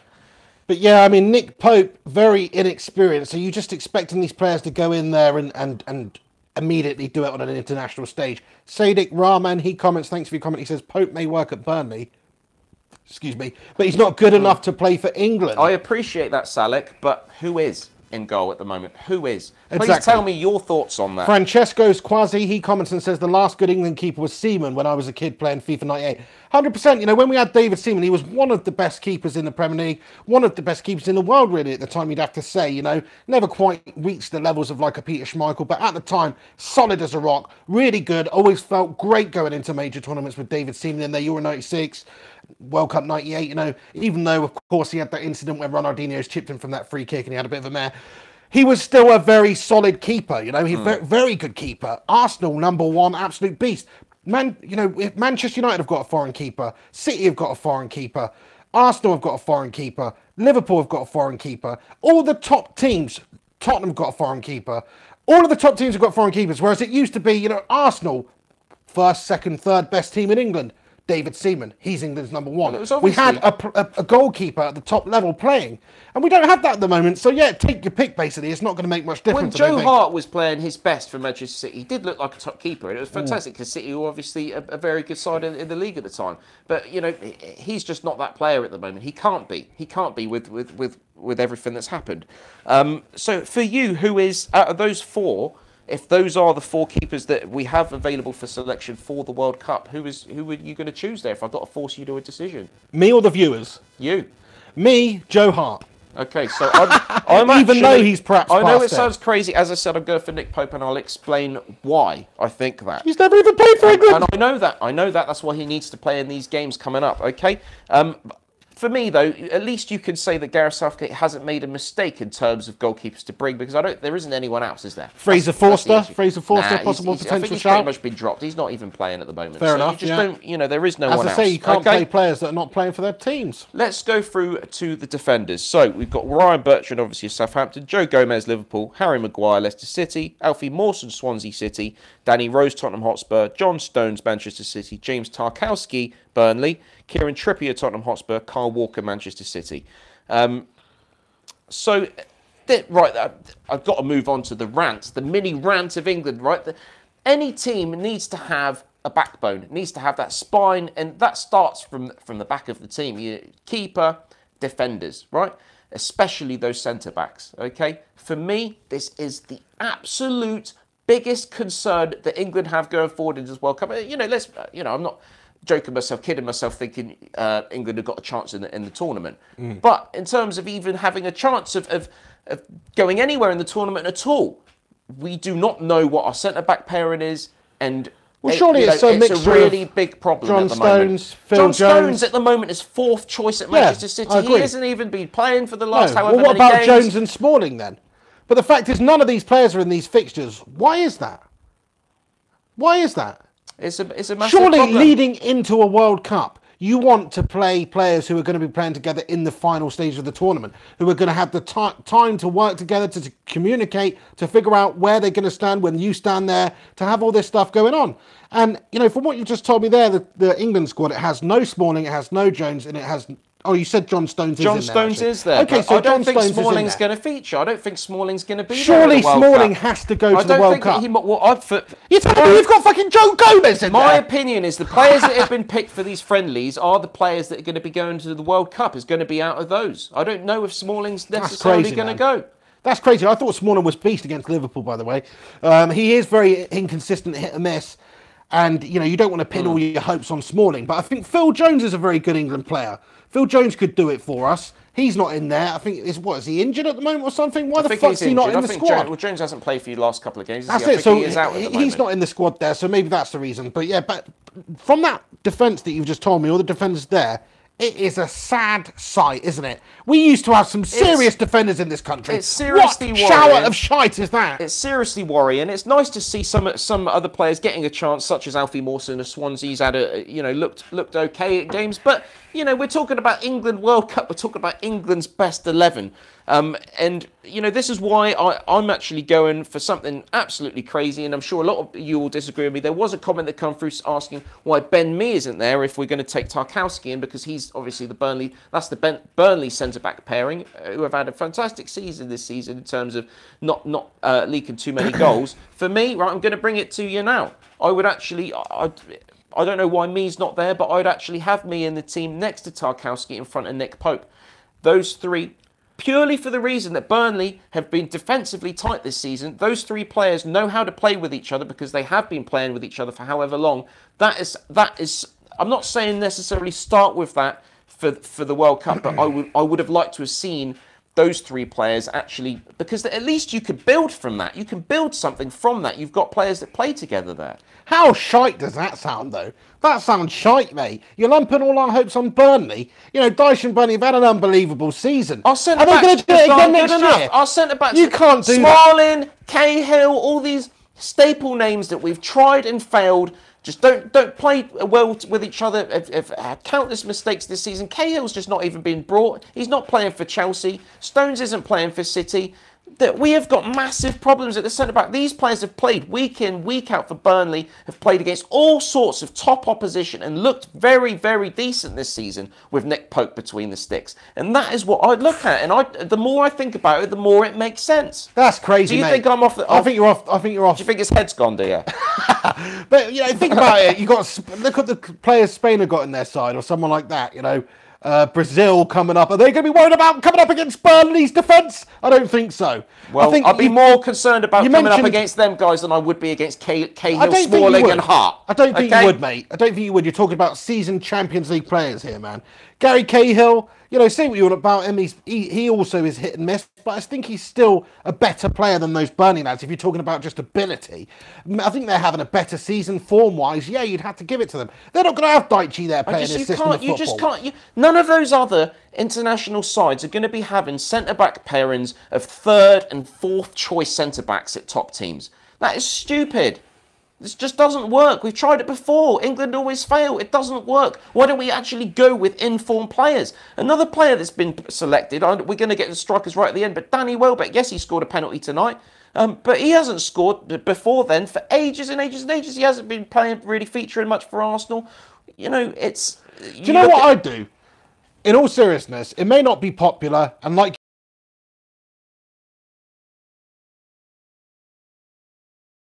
Because I think they play together sometimes. They've been at the same club for the same period of time. It's one of the top clubs in England, so they're around this sort of ability, this quality player. They come up against quality players, and they know each other. They've got a certain chemistry, you'd have to say. Whereas throwing players in there together just at random, you know, I prefer the Burnley idea compared to like playing Jones. I totally agree. I totally agree. Now that you say that, I'd potentially go with Smalling, Jones, and. But it sounds shit though, doesn't it? Because both of those players are inconsistent for their club. United have been shit this season. That's I know. Right. They've both been inconsistent, but on their day, they're both really good players. And if they could just put a spell together of 4 or 5, 6 quality games, then who knows what could happen, you know? I think that's got some potential, but it doesn't strike fear into any opposition. If they're looking at the team sheet, if Lionel Messi is looking at the team sheet and he sees Phil Jones and Chris Smalling, he's thinking he can get at them. And he will be able to, quite frankly, you know.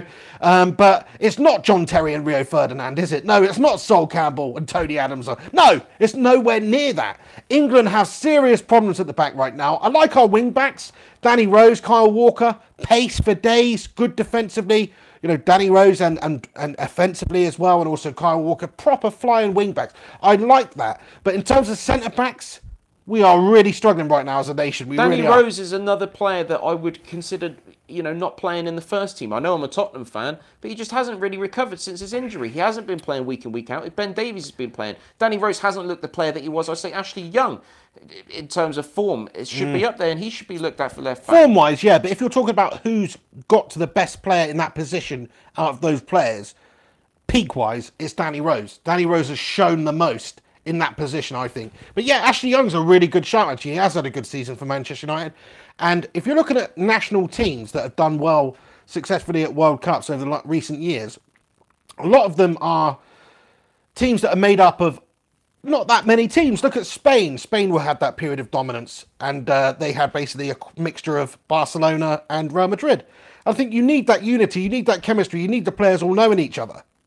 So say you did have Ashley Young on the left back, Jones and Smalling, that at least has some sort of cohesion, doesn't it? My Burnley thing. Yeah. Or there's Luke Shaw, of course, as Goose Games has just suggested. So for me, it's I don't know, Ashley Young, Danny Rose. Carl Walker's got to be at the right back. Yeah, he's got to be right back, doesn't he, really? For me, I'd have to play Eric Dyer just in front of our defence. And the reason for that, and I'm not even saying Eric Dyer is amazing, but what I'm saying is our defence is just a calamitous. You know, it is concerning at England, and you need another player there just to be able to fill in it and do a job. And Eric Dyer knows how to do that job. So you've got Eric Dyer there. Good shout, good shout. Right, anyway, you know, let's not look at what our England team is. We've got to go through the squad, haven't we? So midfield, yeah. So midfield, obviously, we've got Dele Alli, Tottenham Hotspur, Lewis Cook, Bournemouth, Eric Dyer, Tottenham Hotspur, Jordan Henderson, Liverpool, Adam Lallana, Liverpool, Jesse Lingard, Manchester United, Jake Livermore, West Brom. What the fuck's he doing there? Alex Oxlade-Chamberlain, from Liverpool, Bournemouth as well. Is he really going to be on the plane to the World Cup? Raheem Honestly. Sterling, Honestly, Manchester City, Jack Wilshere, Arsenal, Ashley Young, Manchester United.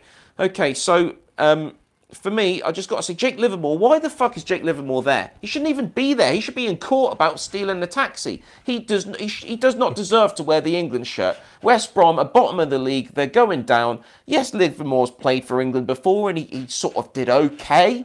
Didn't set the world alight at all. For me, though, he's done a disservice to himself, and he doesn't deserve to be in the squad after what happened for me as well. I think that is a bit of a shite midfield we've got. It's not even that good. Gareth Southgate's made a couple of bold moves there, as you say, Jake Livermore and Lewis Cook from Bournemouth. Is he even going to play? I guess he is going to play. Fair play to him. I think that's kind of cool. He has been good. But is he really going to take him on the plane? Jack Wilshere, I think, is a player who, you know, he could do it for England, but I personally don't like him. I mean, it's a shower of shite that we've got to choose from, though. I think based on those players there, you have to say the most... the players that are going to have the biggest impact for England, who are realistically going to be playing in the World Cup, would be the likes of Adam Lallana, the likes of Jordan Henderson, Eric Dyer, of course, Jesse Lingard, and you know that's pretty much it, isn't it? Who's up the top there, mate?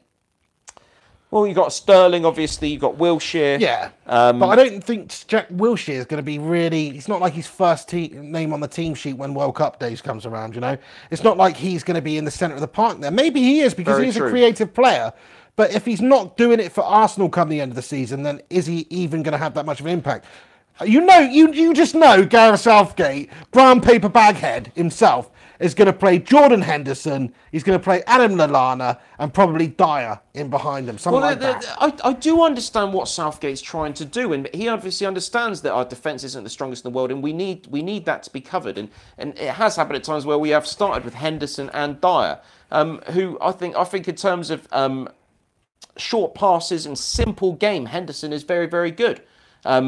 You know, he doesn't do anything exciting, and that's why he gets absolutely slated. But Henderson is a very good engine in the middle of the park there for Liverpool, and Klopp knows it, and he does do a job there. Eric Dyer, again, he's very versatile. He can slot back into defence when necessary. He does make mistakes here and there, but he's a solid player. He's a powerful player, and has looked good at times for Spurs, although it's questionable. I wouldn't say he's one of the best performers in the Tottenham team, but he does a job there. So the question is, can you start with both those players? Does that cut our dicks off in terms of attacking ability if we've got too much of a defensive mindset from having those two players? Do we have those two players in the starting 11?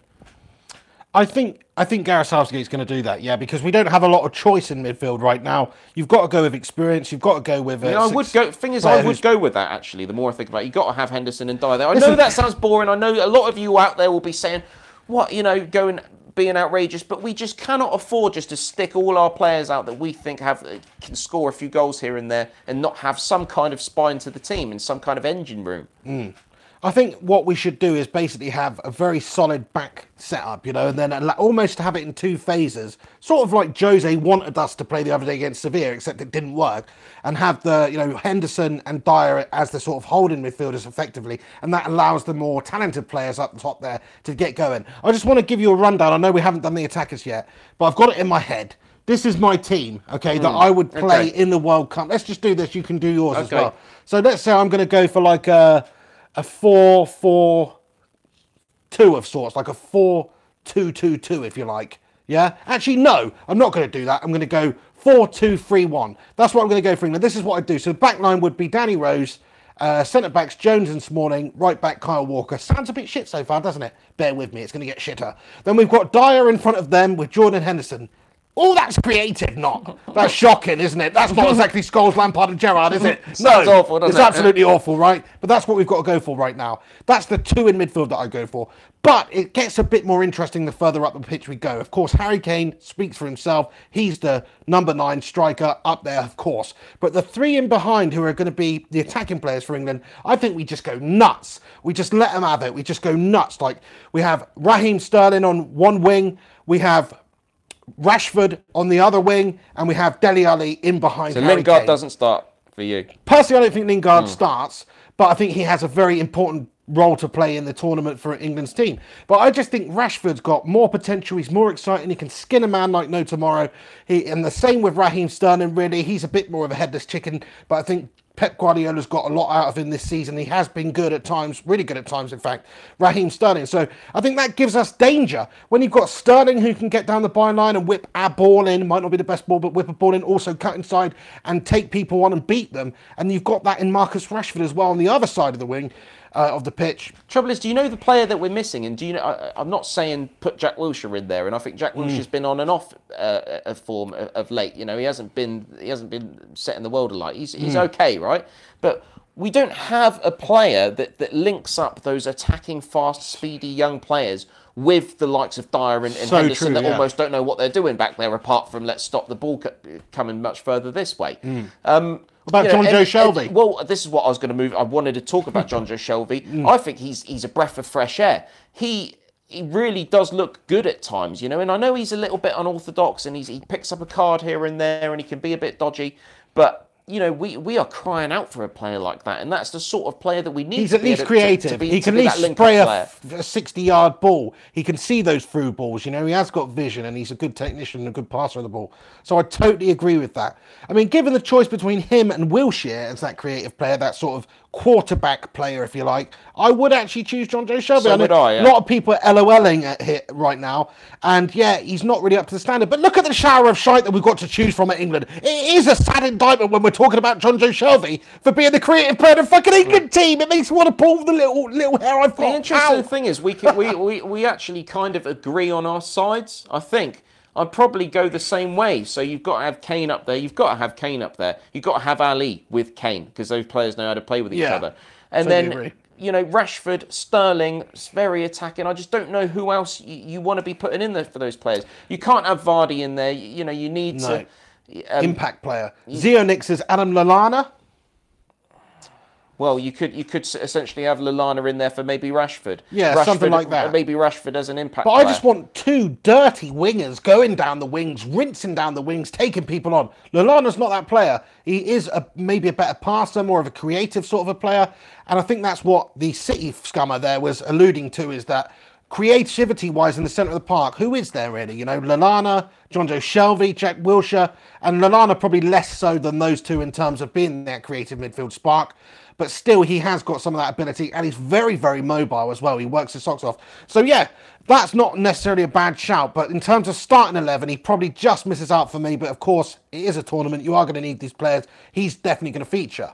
And he's versatile as well. You could play him next to, say, Dyer in a more even slightly defensive role, or allowing Dyer to be that defensive unit to sort of protect Lallana, allow him to be a bit more creative. But, yeah, I mean... It's just a shit midfield at the moment. You know, I'm crying out for the days when we had Beckham and Scholes and Lampard and Gerrard, and the list goes on. We used to have some great players, and now, defence-wise, goalkeeper-wise, midfield-wise, we're shite. Up top there, we're not doing so bad. It's not exactly Alan Shearer and Michael Owen days, but we've got Harry Kane. And Harry Kane, based on this season, based on last season, is one of the very best strikers in world football. If you've got a player like that in your team and you get him the correct service, you can beat teams. You can. Any teams. So hopefully he does that. I think it's a joke that he hasn't brought Shelby in, though, because Shelby has looked good of late. He has looked good, yeah. And just to try something different. I mean, everyone's crying out for it. Why not just do it? You know, listen to the fans. There's only a couple of friendlies. It's like, fuck off, Gareth. Do you know what I mean? just let I know, he's put Lewis Cook in there, mate, from Bournemouth. Is Lewis Cook going to play in the World Cup? I don't think he's going to get on the plane. So why even bother? Why not give John Joe Shelby a look, you know? But yeah, Brad Wilch, I think that's how you pronounce it, or Wilsey, he says, Shelby is too inconsistent. Yeah, I totally agree. As are every single other England player, exactly. pretty much. Put an England shirt on him. Let's have a look at him, shall we? Because Why not? sometimes you want to be able to see how a player does in an England shirt. Can they handle that pressure? Can they live up to the 3 lions on their chest? Some players do. Andros Townsend springs to mind, you know, a player who's not necessarily a Premier League world beater or anything like that, but when he puts an England shot on, he's dangerous as fuck. He makes stuff happen. He has unbelievable shot, scores goals. He just does it on a high pressure stage. You need big game players, and I think he's one of those types of players. I'm not saying we should take Andros Townsend, but what I am saying is that some players will perform under pressure and some players will melt under pressure, and you need to be able to find who those players are. They might not necessarily have as much ability as some of the other players, but they will be able to come in there and actually perform. King Hallistone says Glenn Murray has been class, and yet another player that's obviously been overlooked. He is getting on. I think he's 34 years old now, so he's certainly not the future of England. Should he have been picked on form? Maybe. Should he be in there instead of Welbeck? Most certainly. If you're looking at form, would it have been interesting to see him play in an England shirt? Of course it would. I mean, for me, I will go back to my Burnley thing. I just don't think we're going to get anywhere playing Smalling. Next to Jones with Joe Hart between the sticks. I think having Nick Pope, having someone like Ben Mee and Tarkowski. Why are you bringing this up again, mate? Because we're going through the teams, going back now. Can't we? We're going back to the defence, we are now mate. summarising our England sides, aren't we? Okay, so you've changed now. How Southgate's had mares. So you're going for Pope and the 2 Burnley defenders, are you? Yeah, I am. I'm going to go for that because I've got to be different to you, haven't I? Right? And then I'll stick in. Fuck it, I'll stick in Danny Rose to left back because we need to have a bit more excitement, and I think Danny Rose is potentially a more exciting player than Ashley Young. Okay, so you got Danny Rose and Walker who played fucking fantastic together at Tottenham. Rekindle that friendship, right? So we got Rose and Walker on those wings. We've got the Burnley boys the goalkeeper and the 2 centre backs in front of them. Dyer and Henderson just holding everything together whilst you've got Rose and Walker bombing up those wings, and then in front of them, because you've got those wing backs and you've got those central defenders that can slot back in, you've got the freedom for Marcus Rashford, for Dele Alli, and who else are we sticking in there? Sterling. Playing as a trident of penetration, okay? Mate, you always steal my phrases, don't you? I pretty much invented trident of penetration, mate, okay? I'm sorry. I'm not sure if I did, but I know I said it on my channel about 4 years ago, mate. And there you are, you've been watching my videos in private, and you keep coining my phrases, mate. I don't appreciate it, So those three... Portuguese very, Mr. very Bean said in the last video. Behind Kane, and I think that, that's my team, okay? What's yours? Alex Rudd, he says with a super chat, thank you very much, Alex. He says, play Zaha up front with Kane. Is Zaha still eligible to play for England? I thought he said that he was going to play for... I think he's someone else, isn't Ivory Coast. Yeah, I'm pretty sure. I don't think he's eligible for England, unfortunately. But if he was, then yeah, he'd be in with a shout, wouldn't he? Of course he would.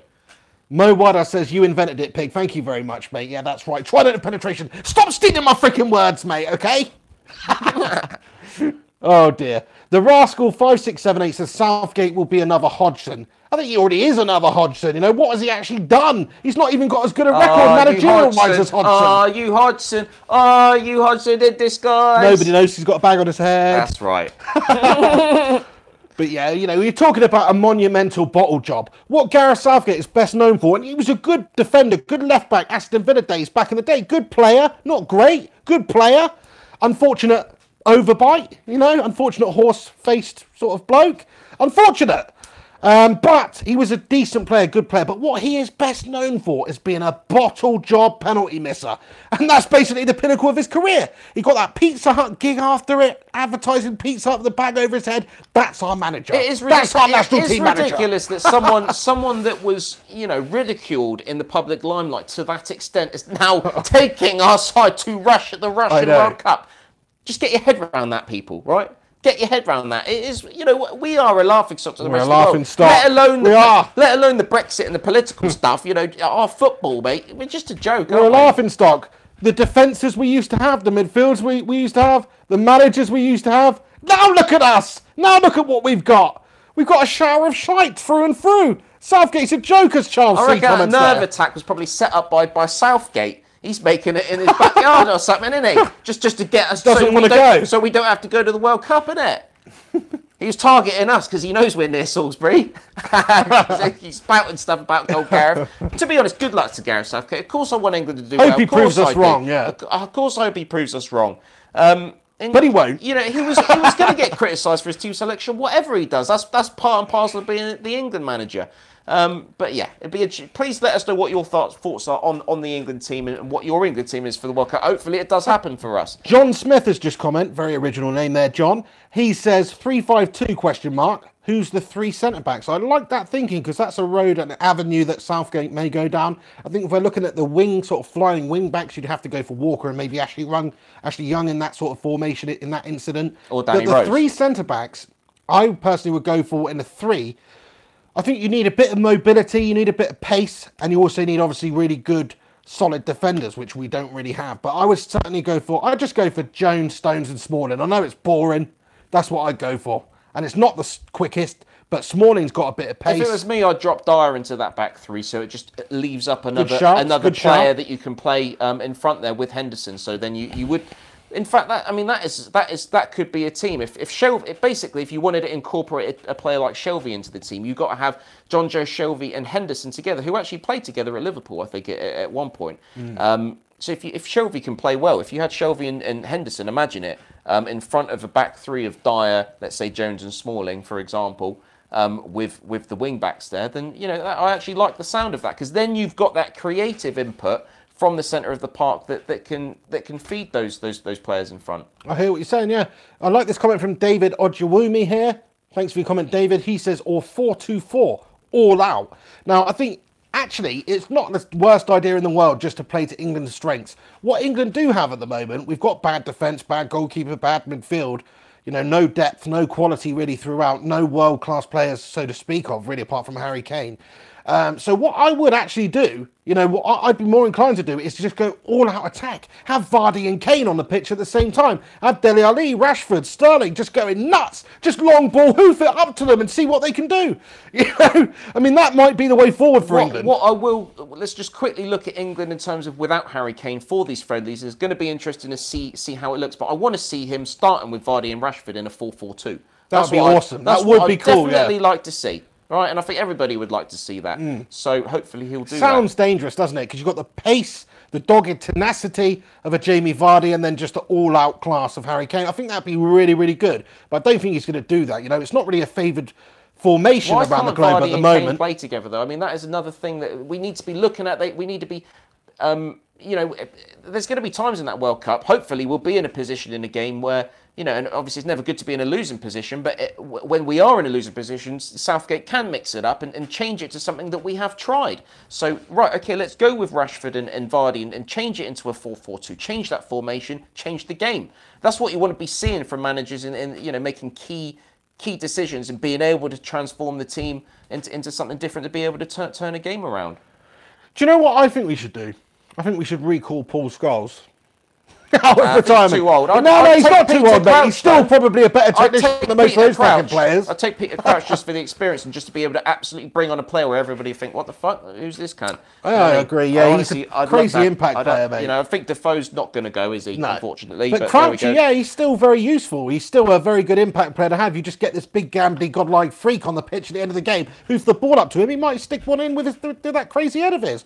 Or he might win the ball and bring it down. And he's actually got quite a lot of skill and technical ability for somebody so big, somebody so lanky. He doesn't look like he should be any good at football, but he's actually pretty good. I've seen him score some ridiculous overhead kicks that you just don't understand the physics behind it. What about John Terry?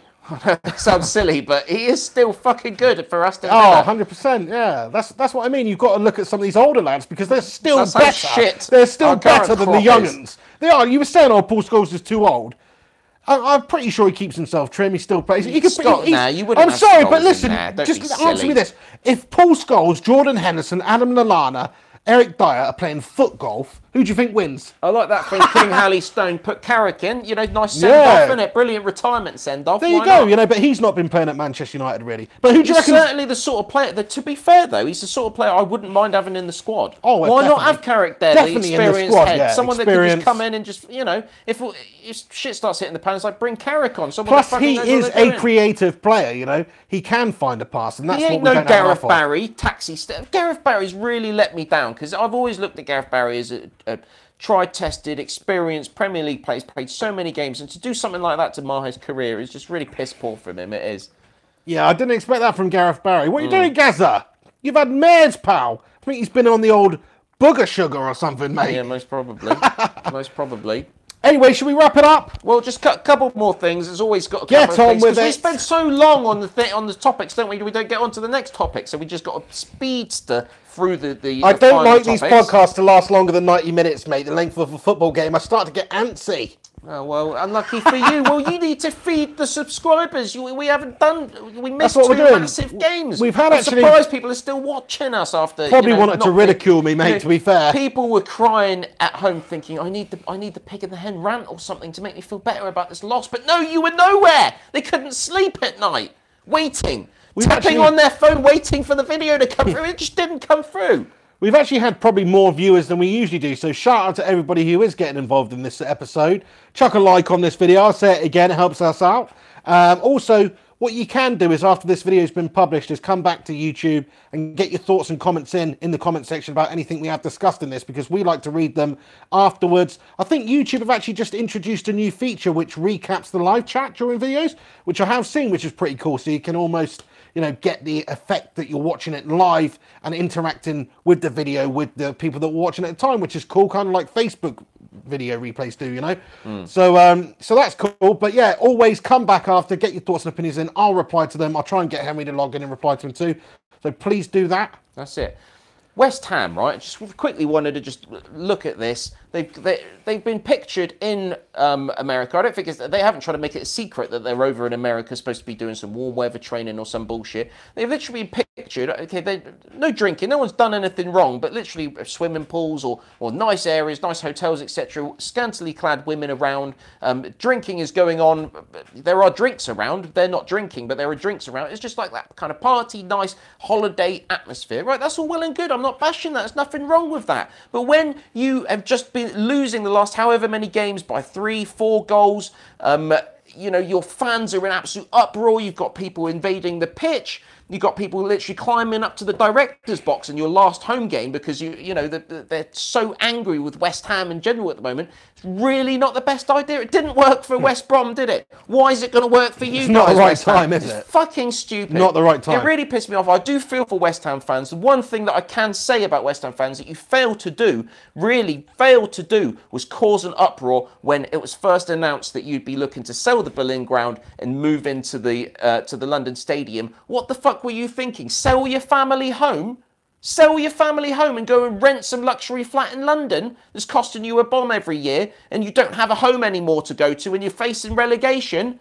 And yes, my hand is pointing. It's just off screen right now because, you know, you need the fingers pointing at you, West Ham fans. Where were you with the uproar at the time? Because that is the key to the issues that are there now at the club. Totally agree. They're having a mare. You could say that maybe Bilic would still be there. They'd be doing a heck of a lot better if they'd have just stayed, you know, at the stadium they were at, you know, at Upton Park. Why wouldn't they have stayed there? That whole Olympic Stadium thing with the running track around it and everything, it's been a calamity since day one. They've had a nightmare. And that has made a big impact on what was a cauldron at Upton Park. It used to be an absolute cauldron. The atmosphere in that place was insane. So they've lost a lot there. It's they're renting a ground that doesn't even work for football. I know, it's got a bloody running track around it. What the fuck's that all about? They've sold their family home and they haven't even rented another home. They've rented like some kind of Shanty. shed or something, you know, that fit for fucking farm animals. It's not for your species. It's not right. It doesn't fit, you know. It's shocking, isn't it? It's awful. And for the players to be off having a great time, you know, they have to come back and win now, don't they? Because otherwise they are going to be absolutely... If they come back and lose their next game by 3 or 4 goals again or some shit... Do you know what is funny though, Henry? You saying all that? I'm pretty sure Spurs bid to be in the Olympic Stadium. Yeah, and then as soon as our fans kicked royally off about it and said, no chance, not happening to our club, the board said, okay, we're listening to the fans, we're not doing it. Okay, because I thought the councils just agreed that it would be more appropriate for West Ham to be there because they were closer. Yes. And if it had been the other way around, the Spurs were closer, they'd probably be there now. A bit of both. Yeah. Bit of both. Bit of what you said, bit of what I said, okay? Okay, interesting. Just one last thing that I wanted to talk about, actually. Jose Mourinho. Well, there's one more thing I in want or to talk out. about after that. No. Right, okay, Jose Mourinho, in or out, right? 2 more things. People have been talking about this a lot. I've been, you know, getting my Twitter feed blown up with people saying, Jose out, Jose out.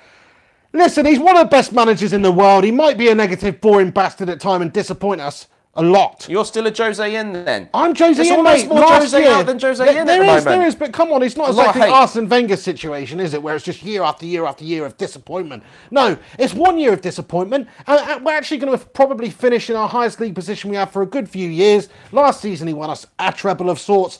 This season, we've done okay in the Champions League up until playing Sevilla. That's a mare. It's a big mistake. But at the end of the day, it's just a tie in football. It's a couple of games of football. You can lose them. It's not a crisis at Manchester United at the moment. We are in a transition Are still. you enjoying watching your football? Sometimes I enjoy a But Liverpool game. But you're not enjoying it enough, are you? No, I think we've got an identity crisis at Manchester United. We don't have a cohesive unit of players who know what the tactics are, who know who their teammates are going to be. And whose fault's that? Exactly. It's Jose Mourinho's. But he also has brought a lot to Manchester United. Look at how we used to play under Louis van Gaal. I thought that was terrible football, so slow and boring. And a lot of it is very similar, but I still think we get more performances out of this Manchester United side than we did that one, and don't even talk about the David Moyes days.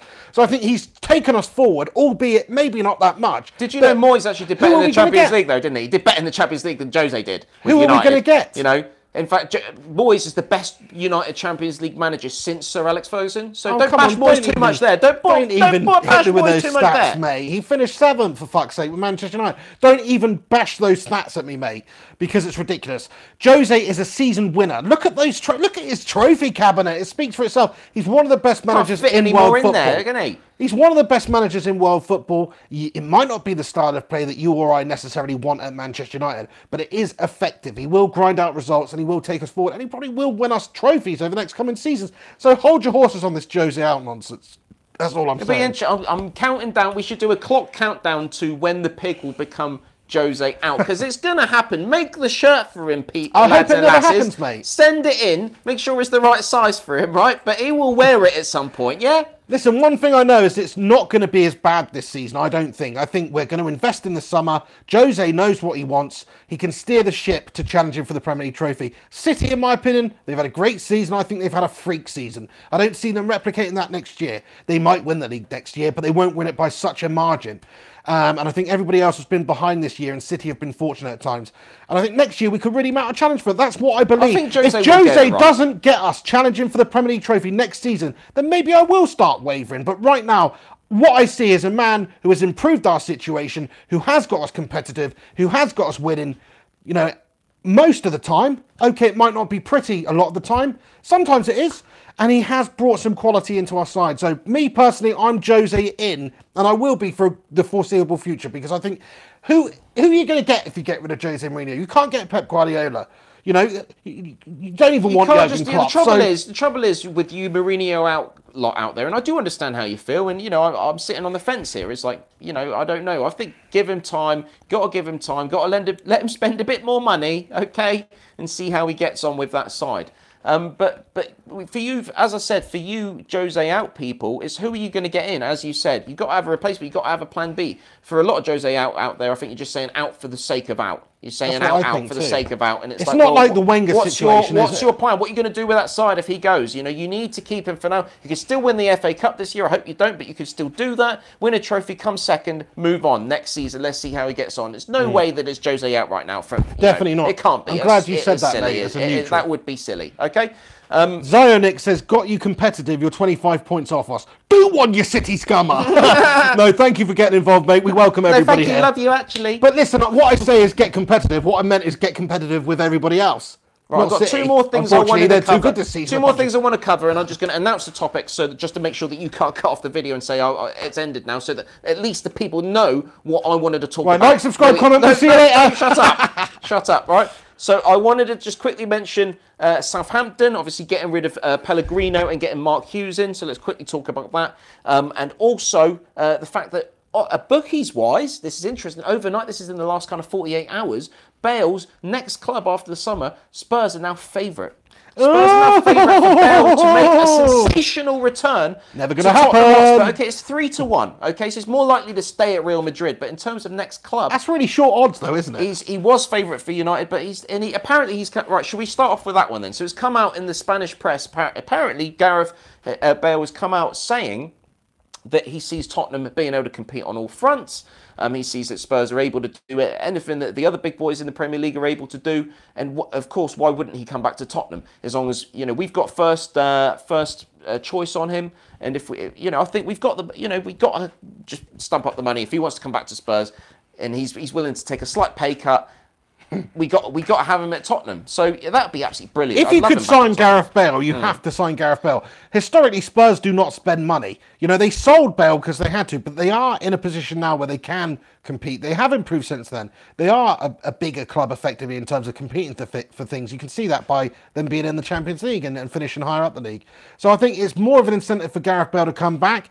He would really add something to Spurs. If you had another world-class player in there supplying Kane, the Bale and Kane show, that would be insane if he could replicate the form that he showed when he was at Spurs last time, right? But you know what I think is more realistic, more likely to happen, is that Manchester United do stump up the money and we do sign Gareth Bale in the summer. And I would love to see him come to Manchester United. I would. He's a quality player. He might be out of sorts at Real Madrid. Why would he come to United when he can come to Spurs? I know because you're going to say you're going to say the pay gap because he can make more money at United. What I'm saying is Tottenham have to, if we're going to take things seriously, we've got the money there. We can put the wages up. We're going to have to put the wages up anyway if we want to keep players like Harry Kane, Dele Alli, etc., etc. We're going to have to compete with the big boys. Otherwise, our players are going to leave us. It comes down to money at the end of the day.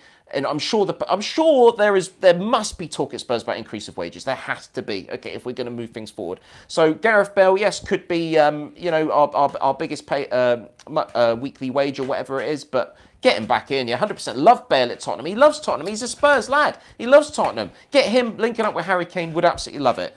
Just want to read this comment from, I think it was Patrick Anderson. I can't find it now.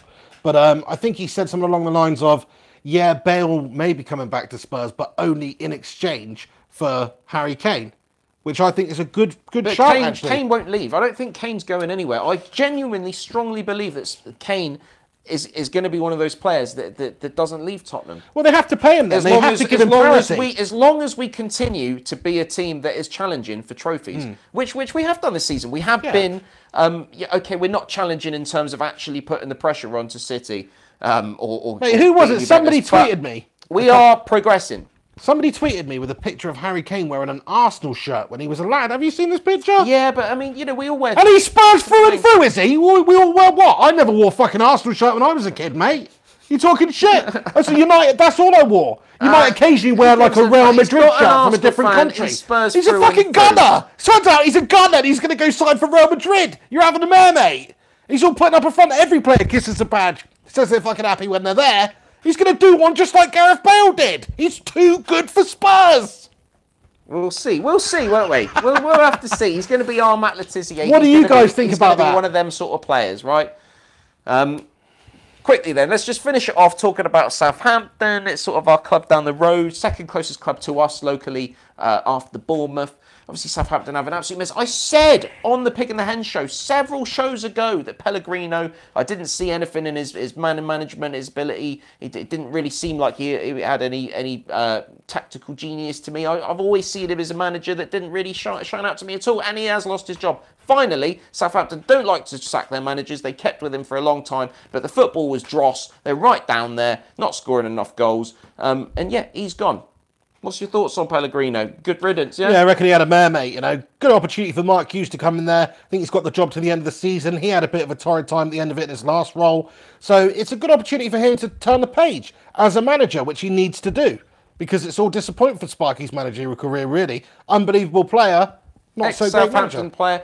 Mark Hughes has not done well at clubs that he's come into for the first 7 games. So he might not really be the right kind of choice when you're in a relegation battle, when you want that instant impact. I think he's literally got like 2 points out of 7 games or some shit for his previous... I heard some stats. I'm probably wrong there. I think he drew 11 games in a row in the league with City once. There we go. That's unbelievable. So not great. But, it's just like merry-go-round of managers, isn't it? It's like, who else was available? Let's get Hughesy in. Let's hope for the best, fingers crossed kind of jobby, isn't it? So, good luck to them. Good luck to them. Well, I think we'll wrap it up there. It's time for the close of the Pig and the Hen show now, but I just want to say to everybody who has tuned in, thanks so much for stopping by. We're going to try and do this every Thursday night. If we have to change things around slightly and maybe do it on a Wednesday or Tuesday, or we can add an extra bonus episode in, I'll let you guys know on Twitter, so make sure you do follow at Mr. Flying Pig HD on Twitter. Henry_Hotspur on Twitter. Hopefully he's going to start using it again soon, so go give him a follow over there. He also has a YouTube channel, which I don't know if he's going to continue doing when he moves to China, or change it. You said you might change it into something else. I might be doing something, yeah. I'm working on something. So go and follow him over there. Yeah. Go search Henry Hotspur on YouTube and go and subscribe to him over there. I really enjoyed tonight's show. It's been a really packed show in terms of talking football, which I do enjoy, and I love the banter and I love talking cod shit sometimes. But because so much has happened since we were last doing the Pig and the Hen show. Yeah, you're right. Real good, lots of content tonight for you guys to digest. So I hope you enjoyed it. And maybe a bit more cod shit when there's less football news to talk about next time round. Yeah, Alex Rudd makes a good point. He says you can set up YouTube live schedule beforehand so people can see when we're going live. I'll certainly do that. We'll have a countdown timer thing going, so you'll be able to see when it's happening. So I will do that in the future. Good idea, Alex. But everybody who's tuned in, thanks so much for stopping by. We appreciate you spending the time to watch us, and anybody who's super chatted us or commented or interacted in this video in any way, thanks so much for getting involved. Continue to do so. Like, subscribe and comment, and if you're new around here, do click that subscribe button. Click the bell end button as well to get notified when we post videos and go live on this channel. Please do that. Instagram, Facebook, Twitter, Mr. Flying Pig HD. Go check that out. Also, please do me a favour. Go over to iTunes or the podcast app on your phone. Search Pig and the Hen Show. I think it comes up, Mr. Flying Pig HD. Click on that and you'll be able to subscribe, and you can listen to the audio version of that whilst you're having a shite. So please do that. Thanks so much for getting involved with this live stream. And also soundcloud.com/Mr. Flying Pig HD if you're not an Appleite. But thanks so much for getting involved. I just spat everywhere. Proper Jamie Carragher Go on situation. then, Jamie. Go on. We'll see you very soon. What an absolute scummy scouser. Get your thoughts and opinions in. Until next time, I've been the Pig. I've been the Hen. I just quickly wanted to say, right? Fuck's sake, you always do this, mate. We're wrapping up. I'm ready to press the go button. I just want to leave. I love it. Oh, you just got to quickly talk about United's next game, right? Because you've got United devoted out there. They need to, you look at, we've got FA Cup and Tottenham as well against Swansea. You've got Brighton Saturday night. Are you looking forward to it? You excited? What's your match prediction? Just quickly. Because you might not, I don't know if you're going to be live on for the Brighton game or do a match reaction, but post-match reaction, let's force one out of the pig now. Post-match reaction, not post-match, pre-match. You want to hear my prediction? Yeah.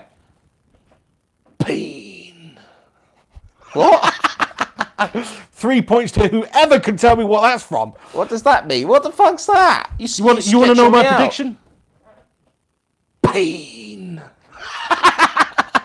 That's my prediction. I don't know who for. I don't know if it's for the Seagulls. I don't know if it's for the Seagulls or it's for Manchester United. But pain in some direction. Yes, we've got a few people who understand. Jack and Brad Gaming, your legends. How's it going? He says Clubber Lang. Buster Cherry. Rocky Free. Someone said Punisher. Alex Rudd. Rocky Free. That's exactly what it is. I fucking love those movies. But yeah, pain is what I predict for the match. I don't know whether that's... You think you'll beat Brian? You think you should be all right, shouldn't you? Should be all right. Jose should be all right. We should have been all right against Sevilla. He's got...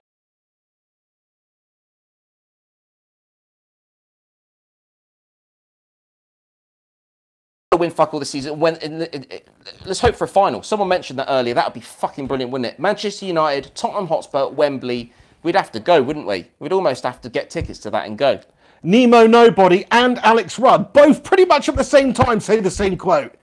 If he dies, he dies. Rocky 4. That's Rocky 4. Right, Ivan Drago. Oh yeah, rest in peace, Stephen Hawking as well. Rest in peace, Stephen Hawking. Legend. Absolute legend. He is an underrated Einstein of modern times, isn't he? He's one of them kind of guys. I think he is one of these guys where in the future, people reading history books and stuff, he is the one that people will talk about in terms of our generation as 100%. In terms of astrophysics, quantum physics, space exploration, all that sort of stuff. He's left a lasting impact on humanity. 100%. Go read A Brief History of Time or something like that, or watch a documentary. You'll blow your freaking mind. He's awesome anyway. So yeah, rest in peace, Stephen Hawking. And thank you to everybody who's tuned in once again. Right, we're going to leave it there now. Stop speaking, mate. Stop speaking. Okay. Yeah, I'm done now. I'm done. So from me, I've been the pig, and I've been Jamie Carragher, mate. Thanks so much for tuning in. Make sure you do subscribe to the audio version of this over on the podcast app. Search Pig of the Head Show. We'll see you next week. Thanks so much for getting involved, and we'll see you very soon. I think I actually did get a bit of spit out. If you rewind that, I'm sorry, mate. Sorry for actually spitting. So I wasn't going to sack me. I wasn't going to wipe it off my face, but now you've mentioned it. Just suspend me till the end of the season, yeah. Just suspend me till the end of the season, and then I'm a job back. I'm going off with the West Ham lads to win.